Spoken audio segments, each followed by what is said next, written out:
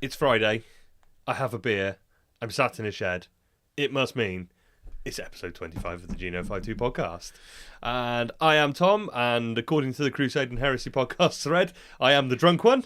And sat opposite me is the funny one, the Moth Dungeon's premier red wine enthusiast, Mr. Stuart Mack. And nearly the drunk one, the way we go. We haven't already been recording for about an hour and talking crap, and I've already got through half a bottle of wine. We've been here for an hour and a half, and we've recorded half an hour. We've recorded 30 minutes in the last of something that was supposed to be 10 minutes. Yeah. For people coming to Tarsus, look out for something. Look out for something. Look out for something. Maybe multiple things. With Chip's Pad back, there'll be a lot of things to look out for. Then you need to listen to the players back for that. We've been going for less than a minute, and there are 5 in-jokes there that half our listeners are not going to get. We will publish. I think we're going to publish the audio primer that we've just done after the event out to the public. So you will, and it'll probably on YouTube. Yeah, I'm not going to post it in the mainstream. Video, yeah. It'll be audio with some. We'll link photos, the crap up and all that kind of stuff as well. Some stills from YouPorn and Pornhub and stuff. No, it's just reminded me. Tom sent me a message earlier with a link to I need 9gag. to put this fucking pen down because I'm just sitting there going click.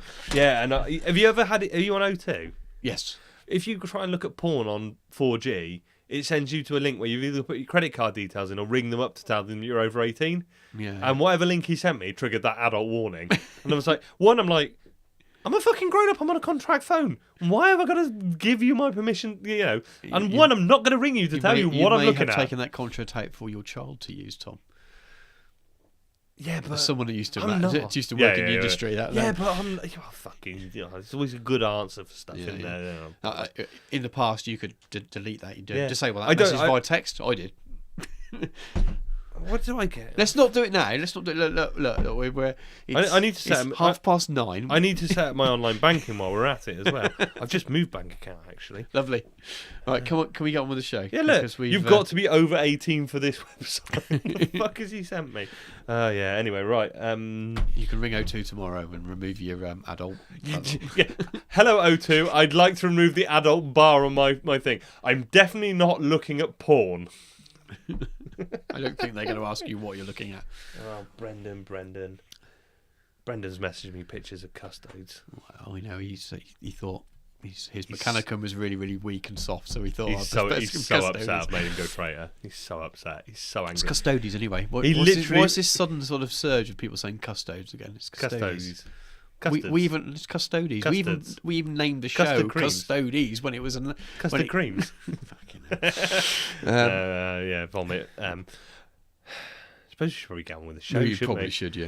What have you been up to, Stu? What have you been doing aside from this? A beautiful 5 million point Death Guard army sat next to me. Done quite a bit. Most of it that. Yeah, most of that. It was the end of quite a lot of. People have seen the pictures. I think they've seen all the pictures by now. I think I've not posted Mortarion, which will go up before the show's out anyway.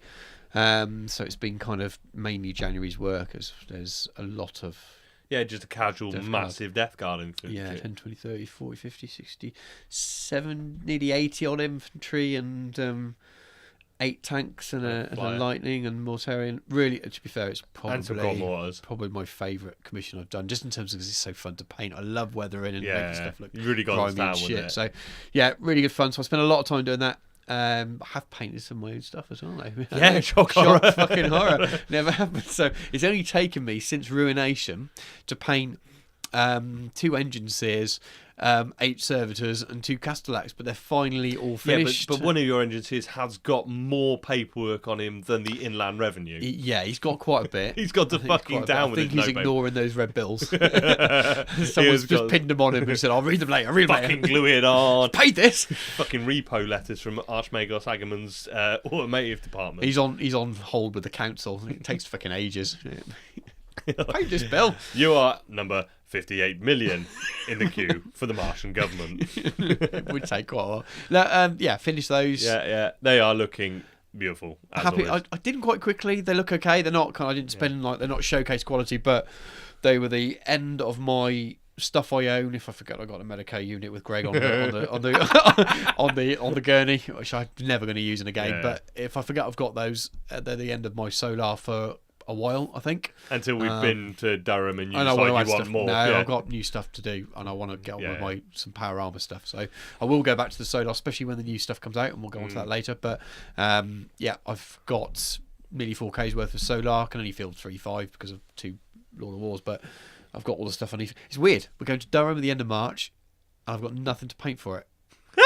So if I didn't paint every fucking day for work, I'd probably do a display board or something. But we'll see. I'd like to do a display board. I know a few people bring them to Tarsus. I like the idea of doing this, even just so it's something I can use as a bit of a tray to carry the models around. Yeah. My bag was a pain in the arse when we were at Ruination. What you need is a tea trolley. Well, no, you've got it. That's the best. We're not going to fit 2 tea trolleys in your car on the way. No, in fact, we would. Actually, your car's like a bus. We just fold the back seats down, and then we can. We got a real shagging wagon. I'm going to get scared if you sort of pull over somewhere and start. Last time I opened your boot, you had a spade in it. That was it. Yeah. You were driving me somewhere. I opened the boot and there was a spade, and you with a kind of guilty look on your face. I was a bit concerned about this drive. Hanging out with Killer too much. Oh dear! Well, I wouldn't want to talk to Killer right now. Again, he's so angry. That might be mentioned later. Actually, what's more worrying is he put one comment and was just like, "Oh, okay." And you know when like the mental kid at school goes quiet and everyone knows. Oh shit, we're in real trouble now. Killer's gone very quiet. I think there's going to be some dead hookers somewhere. Oh no, it's happened again. They might used to cut in Pearl Jam's Jeremy into that. Right, anyway, so that's what I've done. Have I done anything else? No, I haven't. What have you been doing? What have I been doing? When did we record last? End of Jan? Beginning of Jan? Yeah, beginning of Jan. Yeah, so I don't think I finished my Ursarax last time we recorded. Nope, I think so. I finished them off. They were Ursarax. I sold the last of them at 40k. So I now officially do not own any 40k armies, which was good.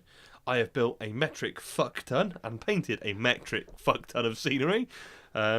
Yeah, I've done that as well. You've done those 2 Z. You've done an 8x4 ZM. 8x4 ZM. I like the fact that you forget that you've done 8x4 for ZM. It was work rather than. I've done other work in between the Death Card as well, but it's just. I'm trying to keep it 30k relevant, and I forgot I did that for the club. Just a casual table. Some of it may be used at times. I've been playing a fuckload of Necromunda. It's fucking brilliant. I'm still on the sprue. Yeah, I've still only read the fluff part of the first book, and not even Gang War. And I'll be buying Gang War 2 before I've even opened Gang War 1. See, the good thing is, the joy of Necromunda is like literally we'll flop it out on the table. You know, my Willy and Necromunda. I was going to say we talked about Necromunda, and like we'll learn it I'll teach you to play it in an hour or 2. It's such an easy game to pick up because it works really well with the basic and advanced rules. So like we'll play a game on the tiles, keep it nice and simple, play the game, and the next time we play.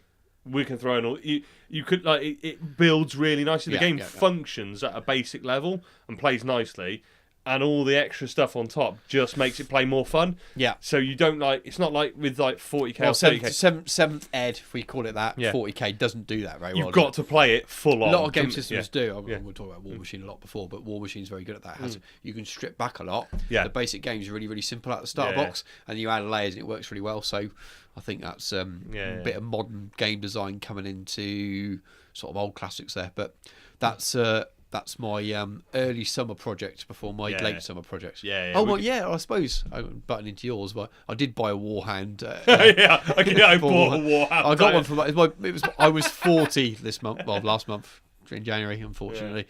My wife bought me a Warhound for my birthday, so I got to go. She didn't want to get the wrong one, so I went up and bought it, which is a good thing. It was a good day out with you on the morning of my birthday. She said, "I didn't know what one to get. There was some ones around 150 on it. No, they were fucking nice." So you bought me a Knight. Well, you wouldn't have been upset with the Knight, but it wasn't what you were after. Yeah, but because I was expecting a Warhound, a Knight would have been a little bit of. I also bought a metric fuck ton of dice.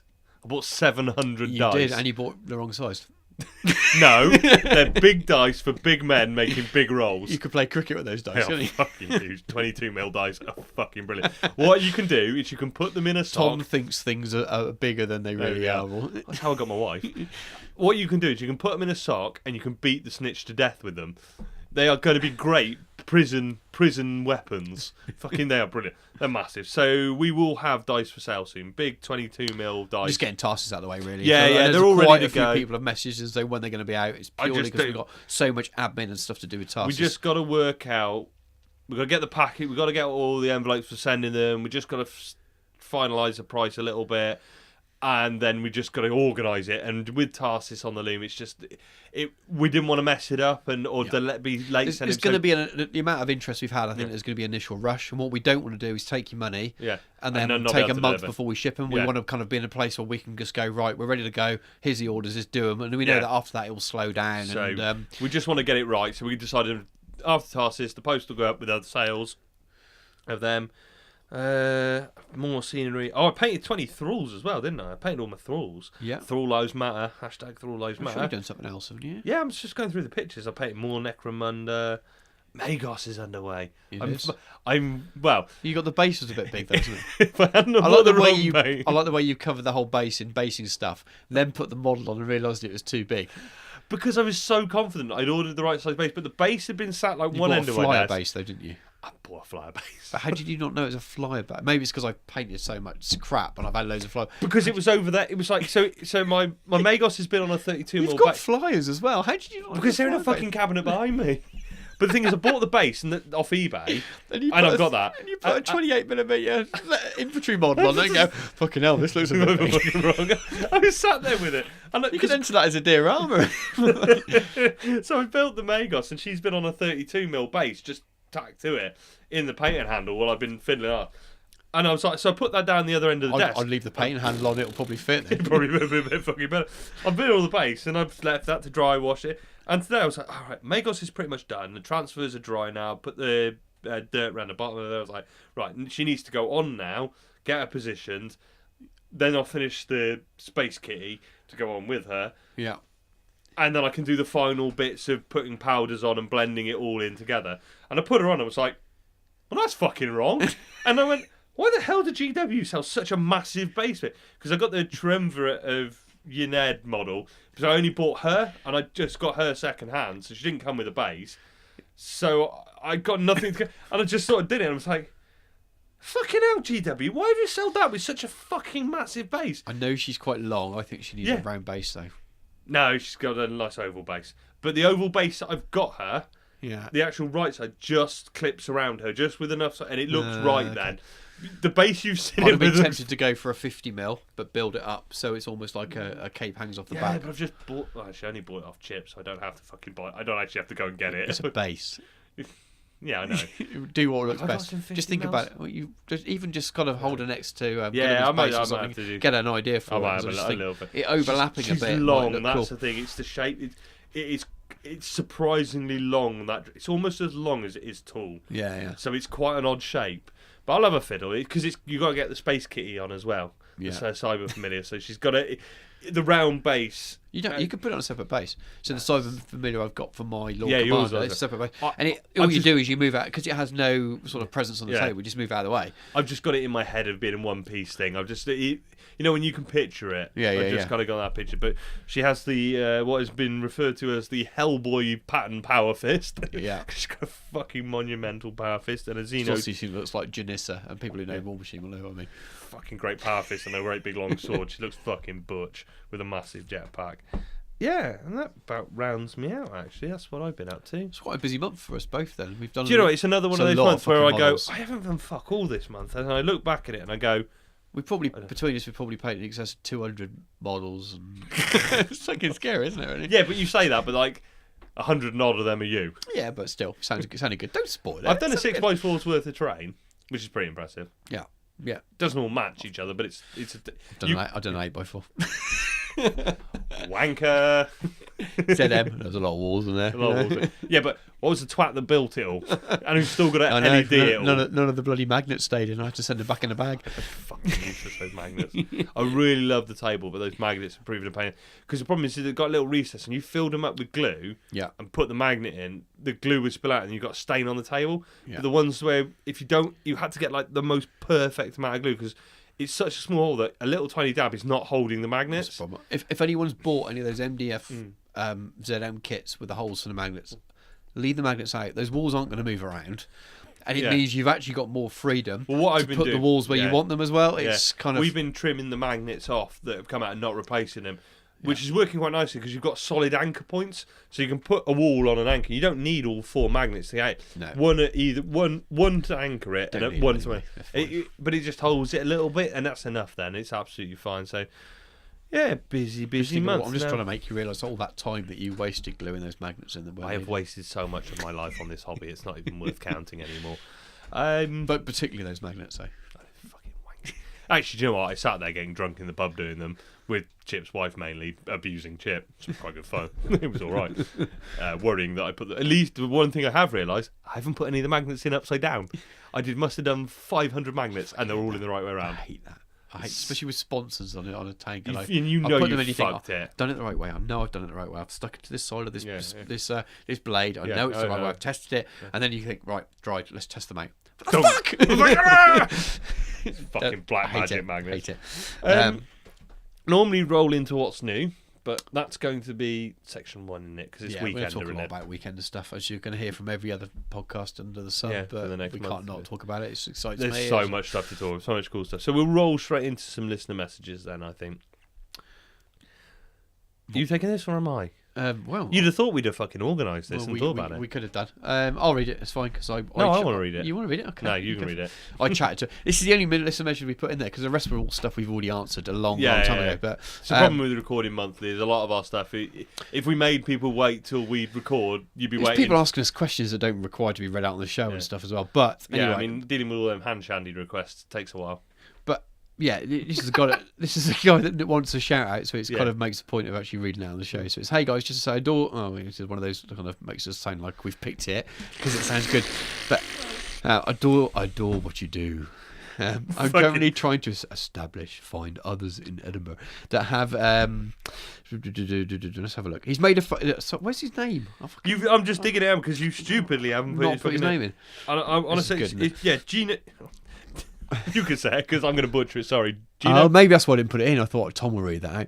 Just call him Gino. Gino Venture. Yeah, that'll do. Gino.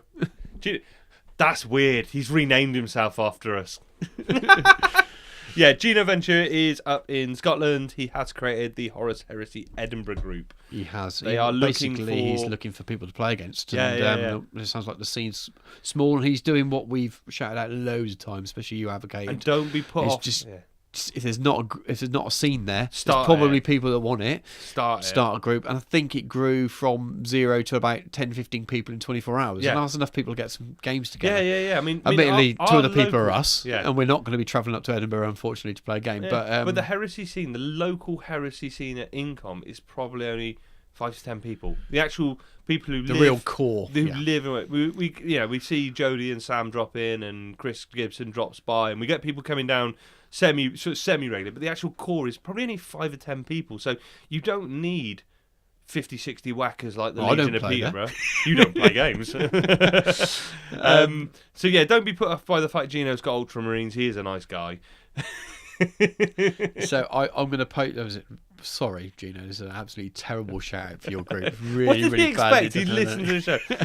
Go and search Horus Heresy Edinburgh on Facebook. Jump in the group. Get there. I will stick the link in the show notes. Because I've already pasted it in. I can just copy it again. It'd be easy. If it was too hard, I probably wouldn't go around to doing it. But there is actually an Edinburgh event, I think, going on. It's a Scottish event, definitely. Definitely a Scottish event. I'm going to be up there in September with the wife for her birthday, and she's going off to ride pretty black ponies for the day. So that's I'm gonna. She told you. That's what she told me. She'll fucking go. I get a day's gaming in, so I'm going to be up there in September, and it sounds like a great excuse to take an army with me and go and hang out with those guys. So that's what I would jump in most groups anyway, but I had a reason to jump in that group because I thought when I get closer, I'm going to post them and say I'm coming up. Who wants to play? Yeah. Don't murder me. Yeah, that'd be cool. That'd be really cool. So because you do not hear much about a Scottish scene. You hear more about Irish scene. Yeah. I mean, them Scotch people, they really don't like play. They don't like communicating with us. Them Scotch people. They really like it when you call them Scotch. Scotch people. Okay. So now I'm not welcome in. You're not in that group anymore. I'm not welcome in Scotland anymore. Oh dear. But yeah, as always, guys, if you want to send us messages, like I said, we're happy to chat and reply, especially if messages come in, and we'll chat and reply. Shout outs and stuff. We'll always shout anything out in the group in the show if you want. Also jump stuff in the group, Post in the group, share in the group. There's a good community in the group as well on Facebook.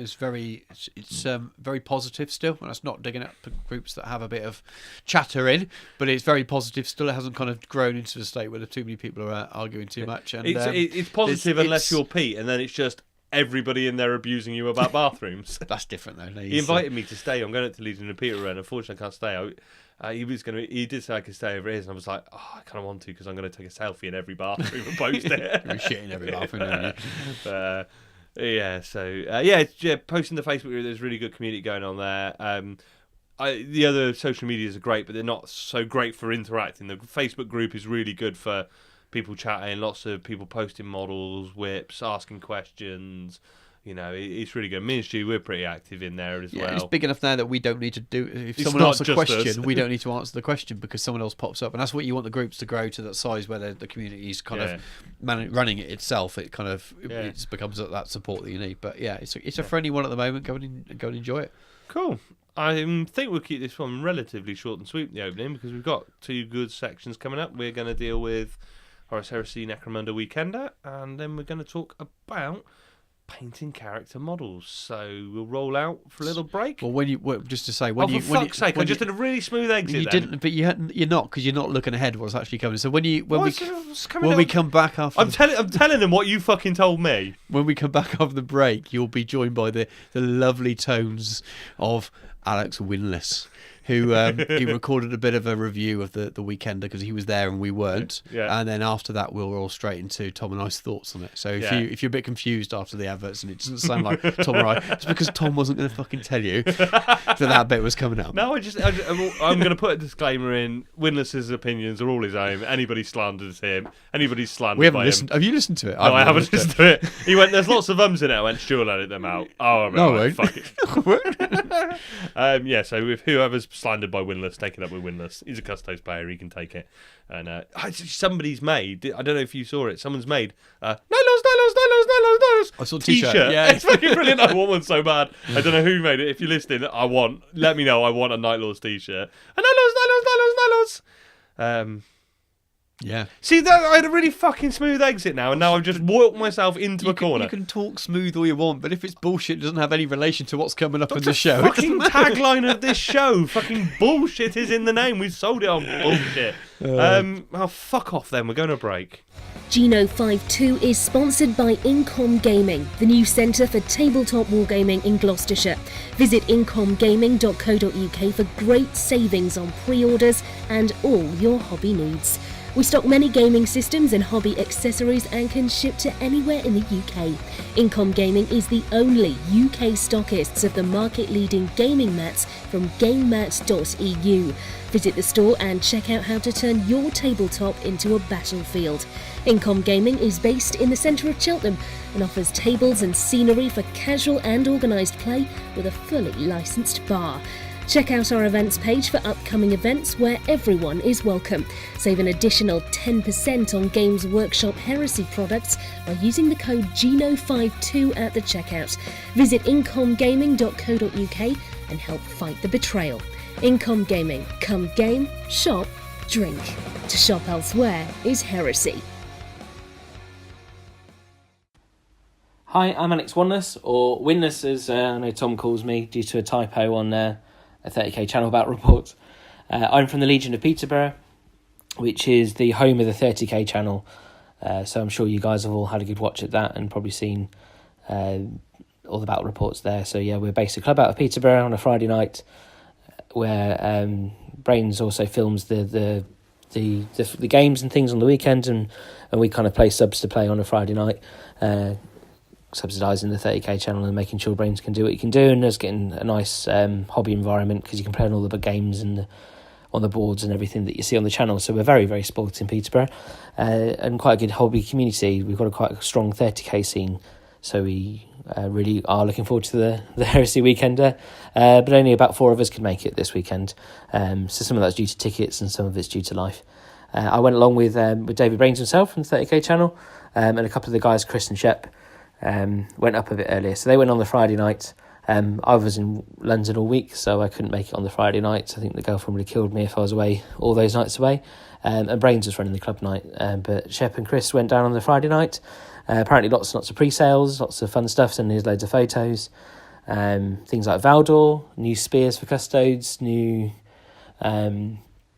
Space World upgrade packs with shields and Mexican fighting masks, and of course Dawn, the Primarch, and everything there. So we turned up on the Saturday morning around about 9:30, expecting to buy all of our goodies, and actually had a shopping list from the lads as long as you can imagine. But actually pretty much everything had sold out before we'd gotten there, and I think the sales room had only opened at 9 a.m. So there was a bit of a free-for-all on the Friday night by all accounts. And the scalpers went a bit nuts on Valdor, and I think if you want to buy him now, he's about 130 quid, and he's not out till about the 30th of March.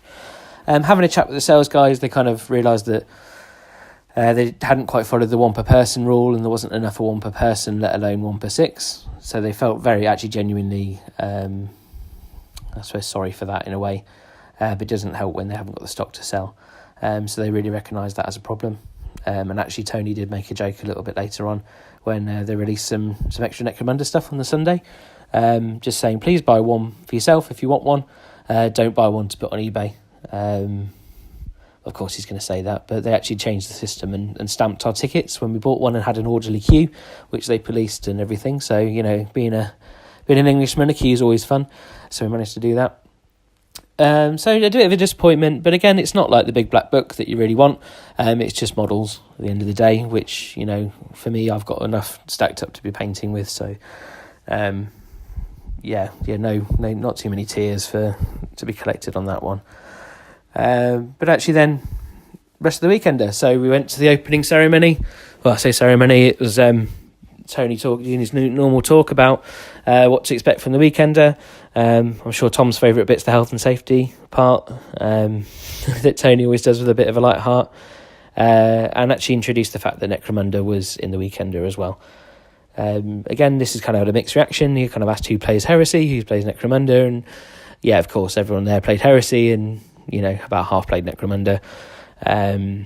So, yeah, it is what it is. But actually, the first seminar that we had was around Necromunda. So welcome to Necromunda. I'm an old school Necromunda player, played when I was a kid, kept the models in the box in the loft, actually dug them out a couple of times and played with the Yaka Tribe rules with some of the guys from the Legion, and had loads, you know, still had loads of fun. So quite excited when they brought Necromunda out for sure. Not managed to actually play a game yet, just because I need to get everybody on board in the club, but yeah, again, it's really fun and exciting, and we're ready to go when we get into it properly. The first seminar really showed you the history of all the gangs, what they want to do with them, and actually how they're going to flesh them out, and what they're going to do with it and make more interesting for us all, and actually how the whole world of Necromunda is going to be fleshed out. So it's not just Hive Primus. You could have maybe the Orlok gangs with their kind of ore mining and their convoys and stuff. Really gives me kind of that Mad Max feel. So, you know, you maybe even get elements of Gorkamorka in there. And somebody actually asked about vehicles at some point in the weekend for Necromunda, and they said, well, maybe when it gets to the wastes and things, we might see some more fun stuff. And looking at the models that have come out, they're absolutely stunning. So really looking forward to that. And actually, I think the feeling for me is it gave a good introduction. I think a few people even admitted in the questions that they were new, but actually getting a little bit hooked with all the stuff there. So it's that massive depth, and I think as Heresy players, we love it for the narrative, and Necromunda gives you an absolutely phenomenal narrative to really drive with your gang. And if you're that slow painter, you know, having 10 models, fantastic, you know, you can actually get it sorted out. Yeah, so that was the first thing. The next bit is a bit of a confession, is that I'm only got back into the hobby. I keep on saying a couple of years ago, but it's been a little while now, and I've been trying to get through all the books. I'm a bit of more of an audio book person when I'm painting or travelling.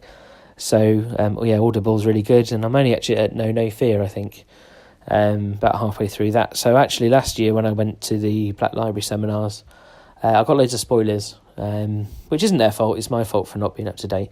So I kind of tried to avoid those this year, just because I'm not really up to date, and I think David's the same. He's not completely up to date. I think he's read the ones he wants, and said the good ones. There's a few that you're always told to miss, but yeah, we're kind of not hardcore Black Library up to date. Read the last book, so we didn't really feel the need to go in there. But actually, we went to get some lunch and tried to plan the rest of our weekend in the best way that we could. my initial kind of reaction was to go to the Future of the Necromunda seminar. Again, all of the photos and videos and everything from that will be up online, as they always are. Lots of really sexy new models are going to be coming out of that seminar. But something that we noticed was something called the Age of Darkness Forum. Ooh. So that's with Neil and with Anuj. So Neil kind of introduced himself as one of the key writers. I think he's been working with Alan since book 2. So he's really kind of got a bit of experience and, kind of the established member of the team there. And Anuj is supposed to be extra resource.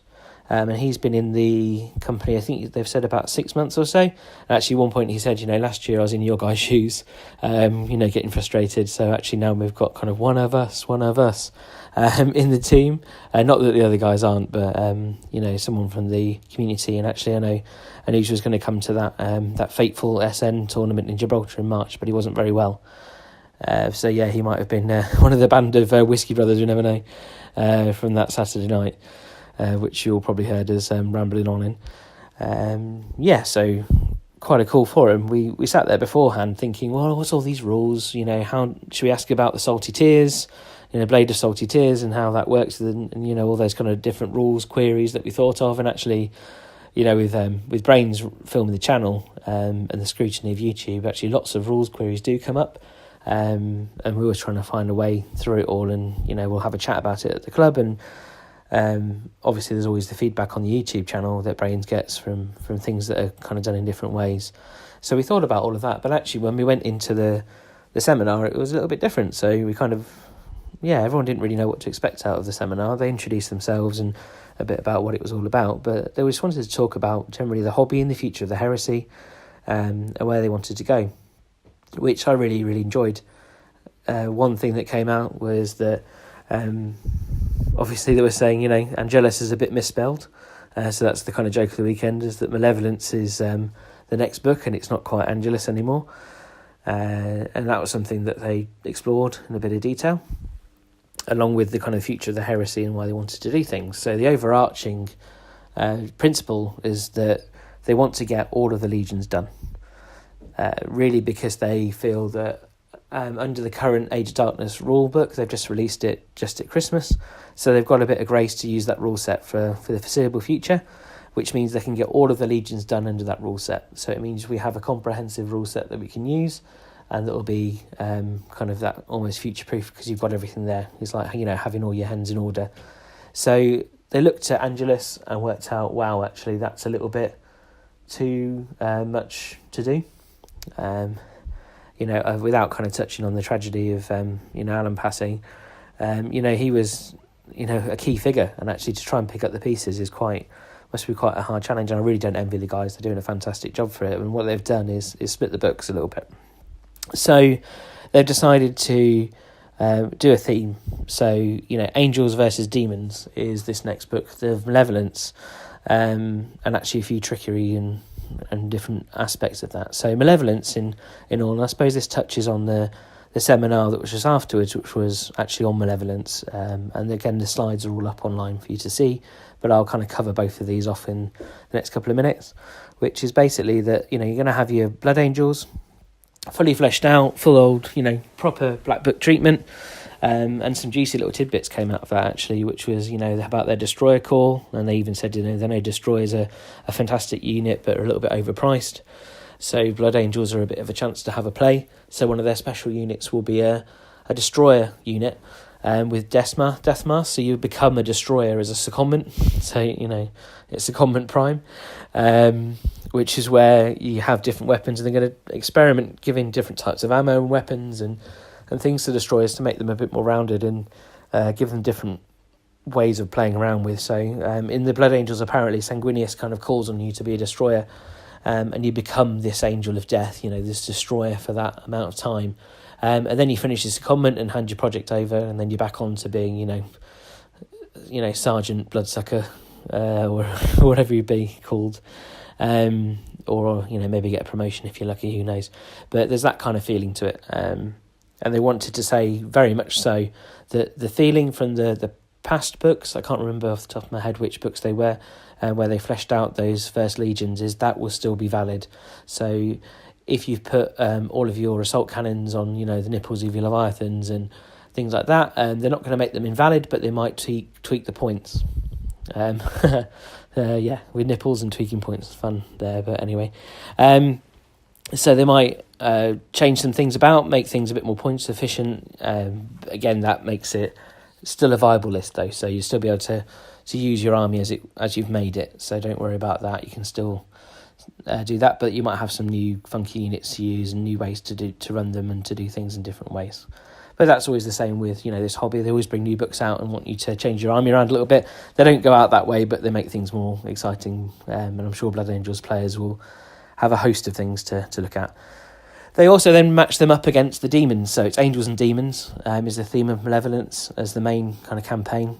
And that's where they realised that the 7th edition demon book has gone out of print, and they really wanted to rectify that in a quick way. So they're going to be a full demon list as they get you by summoning in the book, but you'll have a full demon list.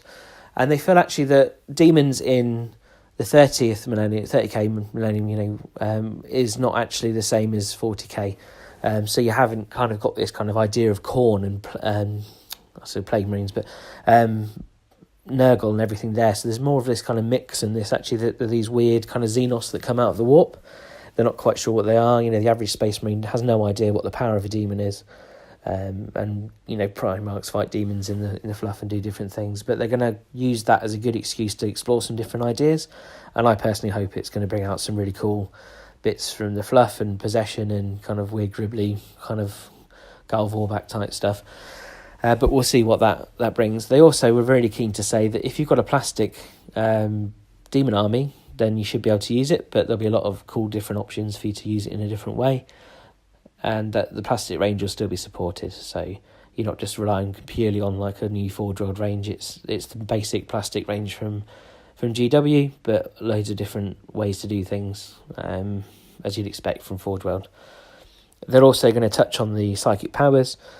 That's not going to be rewriting at all of the way that the psychic works, as some people were kind of speculating. It's more around how to get more in. So unless you're Thousand Suns or maybe World Bearers, you're not going to do much for psychic. So they're going to maybe bring some more council types in to get some Santic demonology into the loyalists, and maybe different ways for the traitors to be a bit more chaosy and a bit more touched by chaos, and maybe even some kind of anti-psychic weapons. So you might get psi grenades on your destroyers and different things like that. Really cool to see. The other half of the book then is the White Scars, which was a surprise for me anyway, because I thought they were going to be further back, but quite pleasant. And then that's around how the Alpha Legion were trolling them, basically. How all the Alpha Legion were moving around and keeping these legions away from terror and that kind of thing. And I think this one also might have a small contingent of Space Wolves in it, so they're going to use that as a how with the Alpha Legion kind of interacting with the Space Wolves and keeping them at bay as well. Again, as you'd expect, Black Book, so both 2 campaign systems, fully fleshed out, 2 playable game systems as well, so you can be really good for the campaigns. I've enjoyed running through some of the campaigns, and I know quite a lot of people love doing that, so that's fantastic. So that's Malevolence, and unfortunately then there's going to be another book to have the Dark Angels, and that's where they kind of want the Knights versus Monsters theme. So you're going to have Dark Angels, which will be seen as very much First Legion, all the gribbly, weird archaeotech that they use, kind of before the Lion, all the way through to kind of when the Lion's there, and it's a little bit of a different Legion, but still that same feel, and still have access to some stuff that maybe the other Legions don't use, might have in the vaults, but don't use as much as the First Legion do, which should be really exciting to see. Again, with Primarchs and everything then. Against the Dark Mechanicum, and this is where they're really going to explore the horrible stuff that comes out of the Dark Forges and all the forbidden tech that's coming out of that. So it's really that kind of, the Knights versus Monsters type thing. So for me as a Night Lords player, I'm a bit disappointed because Angela's promised some Night Lord stuff, which has been sneakily changed to Alpha Legion, but I understand why, and that's fine. Just gives them more time to make some nicer models for the Night Lords, so I'm absolutely cool with that. Again, that was a whole chat about how the direction of the hobby is, and even talked about things like playtesting, and when they're talking about the size of the team, how can people work in different ways. even things about, how do you do digital copies of the books, and spoke about apps and different things. And they said that basically, because they're the little team, they kind of get things after they've been proven in the greater games workshop. So they could see it happening, they just couldn't promise it. They haven't got a team, and a lot of it was kind of pushed towards, we'll go and bug Tony, so they're the rules guys, they can only do so much. They've got frustrations as gamers as well, and frustrations as staff members, and of course they weren't moaning about the company they work for, but they were kind of saying, this is what my remit is, and this is where we can do things. But head of the department, Tony's there. Go and have a nag at Tony if you really want to, because he's the man that can make decisions. So, and they also said something that was quite nice. There was questions about rules, and when you get that email from Forgeworld, and they were saying basically there's a customer services team which have stock responses to, your absolutely classic questions that they can think of. If you get oops, we've sent it on to the rules writers, that's something they haven't heard of before. But actually most things filter through to the guys, and they're really keen to get feedback. And actually something, Anish was putting his money where his mouth was on the Saturday night, and was actually coming out into the gaming hall and talking to everybody and having some good discussions about things. So that was great to see. Malevolence, I've probably actually just covered more than the seminar did, a little bit there, which was good to see what they were doing with it all. But again, all the slides are online, and I'm sure there's better write-ups from some blogs somewhere else about all of that. And then we ended the day with the new Horus Heresy models, which were fantastic. So, Alpharia has been shown, and along with all the Alpha Legion upgrades and everything there, which really makes sense if you talk about Malevolence and their involvement with trolling the White Scars. So that was good. And then some really cool surprises. So that really lovely little solar unit, little kind of mini Rhino, what everyone's calling it. In the rules, it's quite similar. Along with, amazing, that termite, fantastic to see that. And that's something that Will had out the next day. He made a little kind of Realm of Battle tile, especially to show how it moves. That's not for release, that's just something he's just done to show it just smashes through stuff. It doesn't go over it, it goes through it. Really cool to see, yeah. And that was kind of the end of the day in terms of the agenda, and they had what they call open all day long, was called the Blood Games. So they put a load of scenery out for everyone to play some games. So I took opportunity to play Sheps Mechanicum for the first time, and not played him before. Did 3k of that with my Talons, and yeah, that wasn't too pretty. So yeah, a few photos up on Instagram of how that went, but went through, and then played Brains' new army. He's got a Thalax army, which is really cool to see. He's been working really hard on it, and actually not had an army for a little while, so he's been painting feverishly to get some games in, and unfortunately we had 30k in 30 minutes. It wasn't too good, so he kind of failed to stop my Dreadnoughts getting to him. And Strength 10 into Thalax, yeah, it wasn't very pretty, so we kind of, after half an hour, it was a bit of a bloodbath, and oil bath, and we decided to go for a beer. So lots of people kind of having a beer and a chill out on the Saturday night. We didn't go to the quiz, we kind of didn't really realise it was going on, and missed it, but it looked like there was a bit of fun going on in there. And then we went to the hotel. So the Sunday morning there was rumours of restocks the next day, but when we turned up a little bit early, there wasn't really anything being restocked, so that was a shame. But they apparently they'd tried, but yeah, to no avail. Which leads us into the first kind of seminar event that we went to was Titan Death. So a lot of people kind of went in going, what's this about? Is this Dectus Titanicus, or what's going on? And it's kind of put on the thing as Titans in the Horus Heresy, but had a few people in there. So you had Tony Cottrell, Andy Hall, Will Hayes and Guy Healy. And this was actually, framed it like this is basically Beta Garmin. So if you haven't heard of Beta Garmin, it's the way to get into the solar system, and it's apparently it was an empire that survived the dark age of technology, and was really a compliant empire, so moved straight over into a kind of a warmongering system and an empire in the Imperium. So it's all geared up for war, so it's where they marshal things, where they've got loads of kind of foundries and ammunition and everything there. So loads of kind of lead expeditions went through. Space Wolves and the Custodians went through there to kind of arm up on the way to Prospero. The relief force for Isvan went through there. They were just saying it's that real core bit, and actually as the kind of heresy kind of unfolds, it's a real core system, and it's really what you need to get through to Terra. and really make an impact, or to defend Terra in a good way. So really, really kind of brutal system, and it's where they see there being lots of Titan battles. It's a surprise because it was a Titan seminar, and they kind of spoke around how they talked about Titans in the past, but these were where really kind of loads of Titans came together and fought and died and in the ash waste and things. So you had kind of different stages of the conflict where lots of troops and things would die, but there was really some focus on how the Titans played, and that's why Guy was there. He's going to write a book from the point of view of kind of a Titan maniple and how they fight. So he wants to make it the kind of the ultimate Titan battle.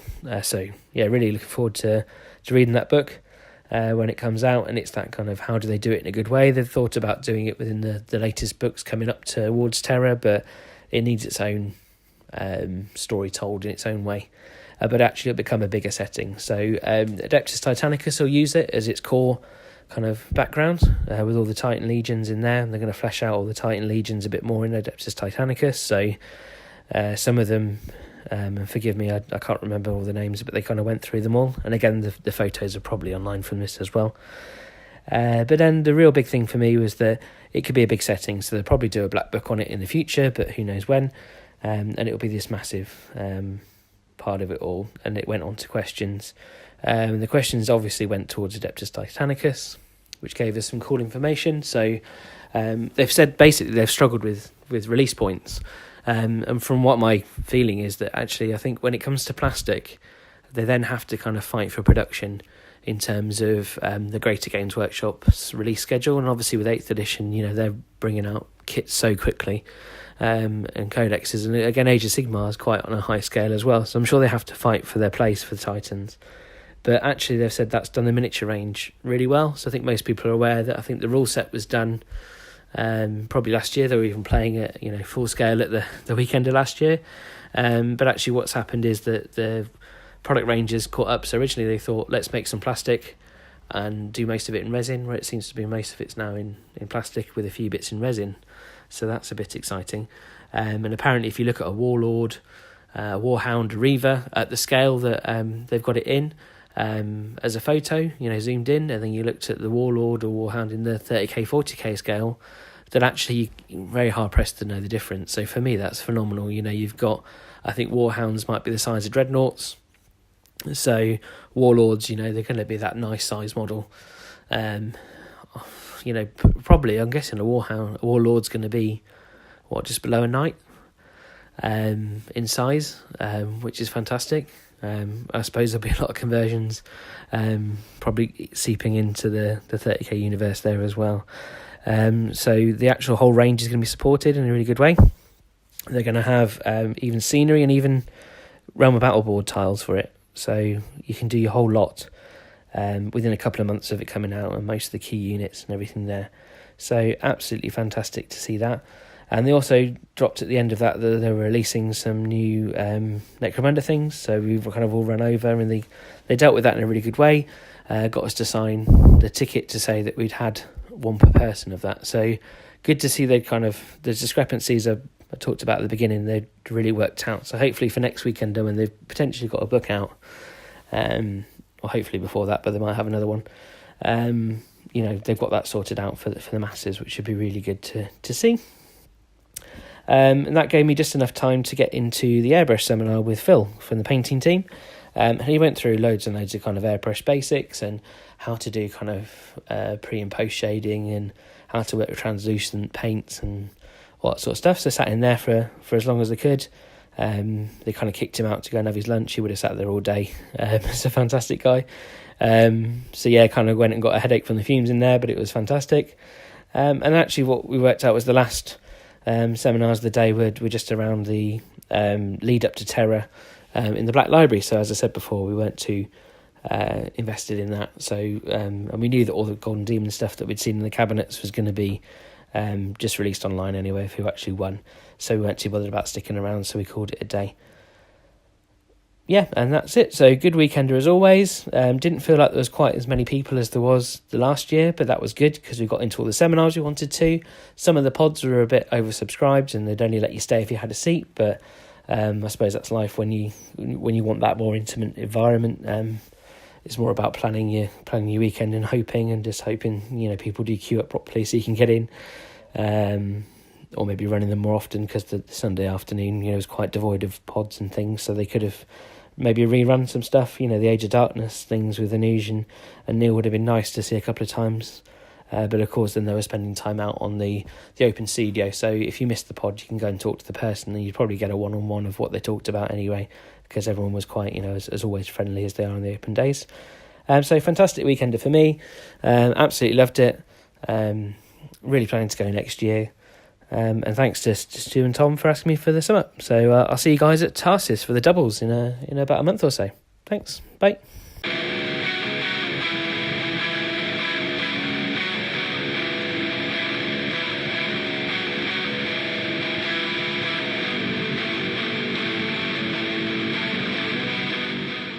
I can't believe Winless said that about Pete. I know. That's shocking. I give him a piece of paper to read out, and he makes those comments about race and belief. And I know. I've edited it out. I know. We had to just remove it. There's so much awful stuff in there. Winless, you should be ashamed. I've sent it on to his employer. Oh, fucking the Swedes are going to be Winless all over him. Winless is going to be jobless. Very soon. Winless is going to be jobless. Oh, I don't know. You can't get fired from IKEA. They just give you a load of things to assemble, and it's like purgatory. You sit in a room assembling. Does he work for IKEA? Does he? Yeah. I'm sure. He's probably been in mourning, hasn't he? Is that? Hasn't the guy who founded IKEA died last week? I don't know. I don't live in the real world. I'm surprised the shops weren't closed.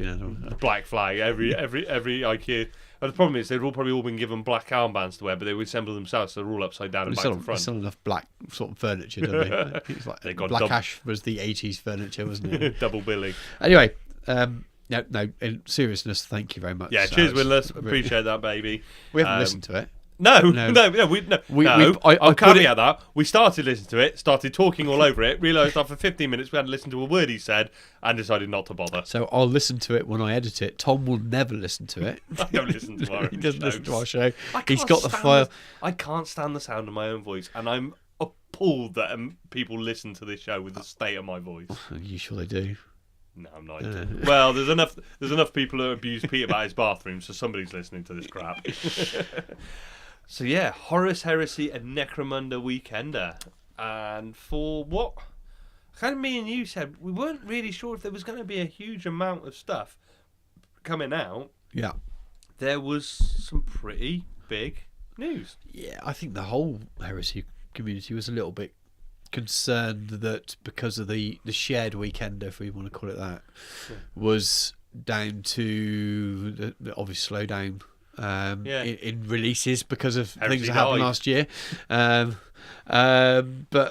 yeah, I think it's almost been one of the most exciting because we didn't expect much and we got an awful lot of news and a lot of very unexpected stuff as well. Not so much the main releases that were things that were on sale in the day, they weren't massive surprises, but I was very surprised by some of the stuff I saw in the new releases for models, and then I think everyone was caught surprised by the malevolence. Well, the seminar caused a lot of stuff.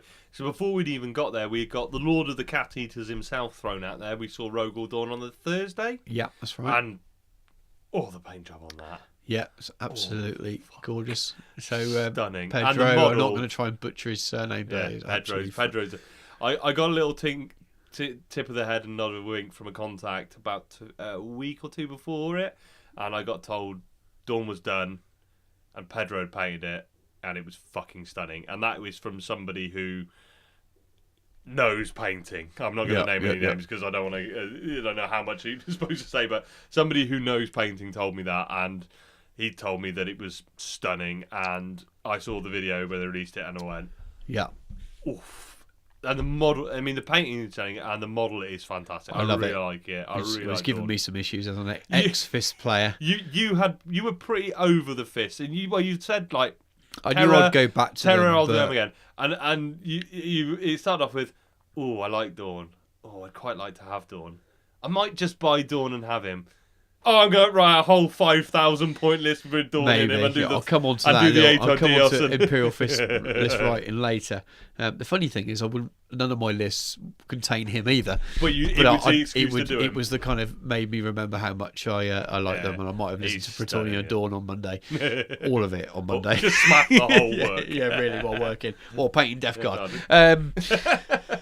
Yes, Dawn, that model is incredible, and I think and the hype level was just there for the Weekender, then, wasn't it? Yeah, I really like. It's not knocking the old paint jobs of the Primarchs at all. No, they're the style fantastic. has moved on. A new I style. really like the kind of almost competition show level style, the modern show level style of the new Primarchs. So we're talking Magnus and Dawn compared to the older ones. I really like it. I'm not saying that you want to see that with every model, because a lot of people like the really heavily weathered. But he looks.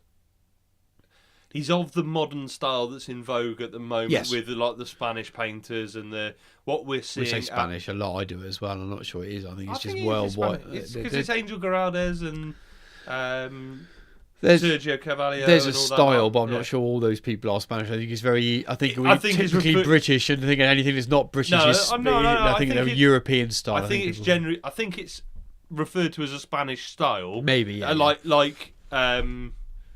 like the military modelling style. It's not necessarily all Spanish painters, but it's been given the sort of title, the Spanish style, like Impressionist or Modernist and stuff like that. Yeah, bullshit. Yeah. I've done an arts degree, mate. I got a fucking degree in photography. I'm a Bachelor of Arts. I can talk shit. But yeah, I mean, he was stunning. So that was pretty good. That. And like I said, Malevolence, the title of the seminar, of course, there was a lot of chatter and there were worries, but I think there was an overall feeling of, this could be good. You know, we know we got a Primarch. That's always a cause to be happy. What is Malevolence? This is, it's a retitle. It's a different set of art. We were talking loads about it with theories. I was talking to Pete loads on Facebook as well. We were chatting away, trying to guess what it was going to be. We had a little Heresy web out, trying to guess what it was going to be. From everyone. And it was kind of the worst case scenario is that they've completely ditched Angelus, and this is a new thing, and that will be bad, and that will annoy people. And then the best case scenario was something else. And I didn't guess what it was going to be, but I actually, looking at it now in retrospect, for me it makes an awful lot of sense. And I think in the amount of permutations we went through of combinations of what it could be, we probably did touch on what Malevolence is covering somewhere, but we weren't we definitely predicted it. We knew what it was going to be. It was like we were talking about a million combinations of things. So we should probably be clear now for people, the one person listening to this and doesn't realise what happened. If you're getting your Soul Heresy news from us, you're going to the wrong place. So Malevolence is now book 8. Yeah, it's Angelus has been pushed back to book 9, and it is featuring. When I say push back, they kind of move. I'd say more like they've moved the names and changed the content of.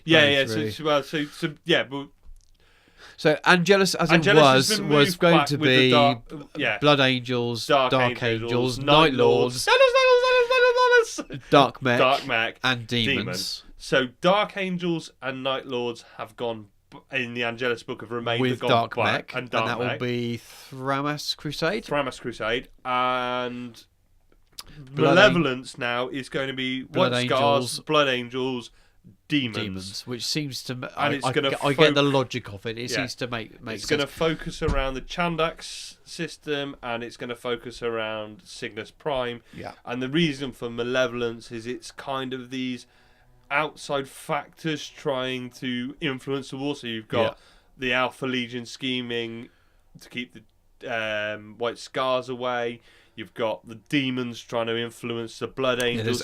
There's elements of Alpha Legion and a few bits of Wolves, I think, as well in Malevolence. I think did they say Megrim was getting rules in Book 8?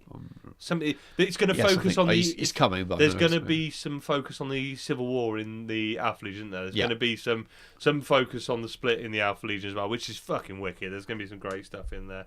So additional detail on the Alpha Legions and Space Wolves. So I think there's going to be a bit of the Alexis cluster in there as well. So, which is fucking wicked, to be fair. I'm not a Wolves player, but I imagine Wolves players, you want something that doesn't just focus on Prepare all the time. I suppose the sounds all say the same thing. We've got Wolfsbane coming up as well, haven't we? In the book, which is hopefully bringing the Wolves away from Prospero and giving them what else they did in the Heresy, because Prospero happens before the outbreak of the Heresy. Yeah. And Russ has basically been poncing around since then. And it's good to see fleshing out now why weren't they on Terra. So we had the end of Ruinstorm kind of gives some explanation as to what the Ultramarines are doing and what the blood and how the Blood Angels get to Terra and the Ultramarines and Dark Angels don't, and justifies that. And I think Wolfsbane and Book 8 are going to give some kind of justification as to, well, the Wolves are clearly at Terra, because after Prospero they go back to Terra. Why are they not there at the siege of Terra? They're not the same legion, are they? Yeah. They were so really weakened, so it's going to give some reasoning for that as well. So I think that's going to be really, really fucking cool. So I do feel really sorry for especially the Dark Angels players. I don't, because who I think it gets them to turn their salt level to 11. They love being salty. And the poor the White Scars players that have been salty for years suddenly like, what the fuck did that come from? I don't want to be. We like being on the outside, being justified for being outsiders. Now they're coming into the fold, but yeah. Oh, yeah. I think they're worried their right walls are going to be toned down, so they're not.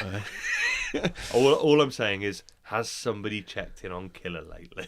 Does somebody know where he is? I've not heard from him since. I haven't heard from him yet. He's but got to deal with that special rule. I'm down in London soon. I'm going to go and look for just swathes of blood running in the streets. But yeah. Seriousness, though, I think the balance now makes sense. I couldn't have guessed it, but now looking at the explanation why it seems like it was. I think one of the things to be excited for as a Dark Angel player, I think one of the reasons they said they wanted to move them back is the Blood Angels and White Scars are more straightforward legions to do in terms of, they've got rights to war. They're going to fall into not the same mould as the other legions, but they can be put out quite quickly because they follow a fairly standard pattern. Whereas the Dark Angels Hexagrammaton, they want to go into that, and I can't source it, but I'm sure they said all of the wings will be getting rules. They really want to explore the ancient tech. And it sounds like they want to give Dark Angels the space to be the Dark Angels, not just give them a few bits of war gear, a couple of special characters. They really want to make the First Legion feel like the First Legion and really give them some space to breathe. And it was going to take them longer to do them justification. So we can get the White Scars and do them justice quicker than the Dark Angels. And they want to get a black book out this year. In hindsight, there's two things I'm going to say about that. So hindsight, I think it looks like there was actually too much that was going to go into Angelus in the first place. Yeah. And with a little addendum to that, we need a demon list out there, because without having to use out of print books. And the second thing is, I've just thought about this really, but out of all the legions, the Dark Angels are the ones with the fluff that's most kind of, we know what happened, we don't really know what happened. There's some real place to go to town with a narrative. Do a black book with that fluff in there when there's maybe some more Black Library novels to come. That's going to, so maybe it makes sense that being a year later as well. Maybe there will need some more. So maybe that story, the actual story, doesn't need to be out there. Or they'd have to leave stuff, wouldn't they? They'd have to leave stuff. It might make it more complicated process. Interestingly, the demons list that's coming, from what I understand, it's going to be much more like you handed me when I got here. You handed me your new Slaves to Darkness book that you picked up in Warhammer World. And I think they're going back to unaligned demons. It's not just the four gods. It's going to feel very Forgeworldy, Heresy, all kind of sandboxy. Really go to town on the demons, and they want so. Again, what you said about putting too much into one book, they wanted to give the demons a space to create a proper Forgeworld demon list, because they're not bound to Codex demons now. Exactly. They don't have to.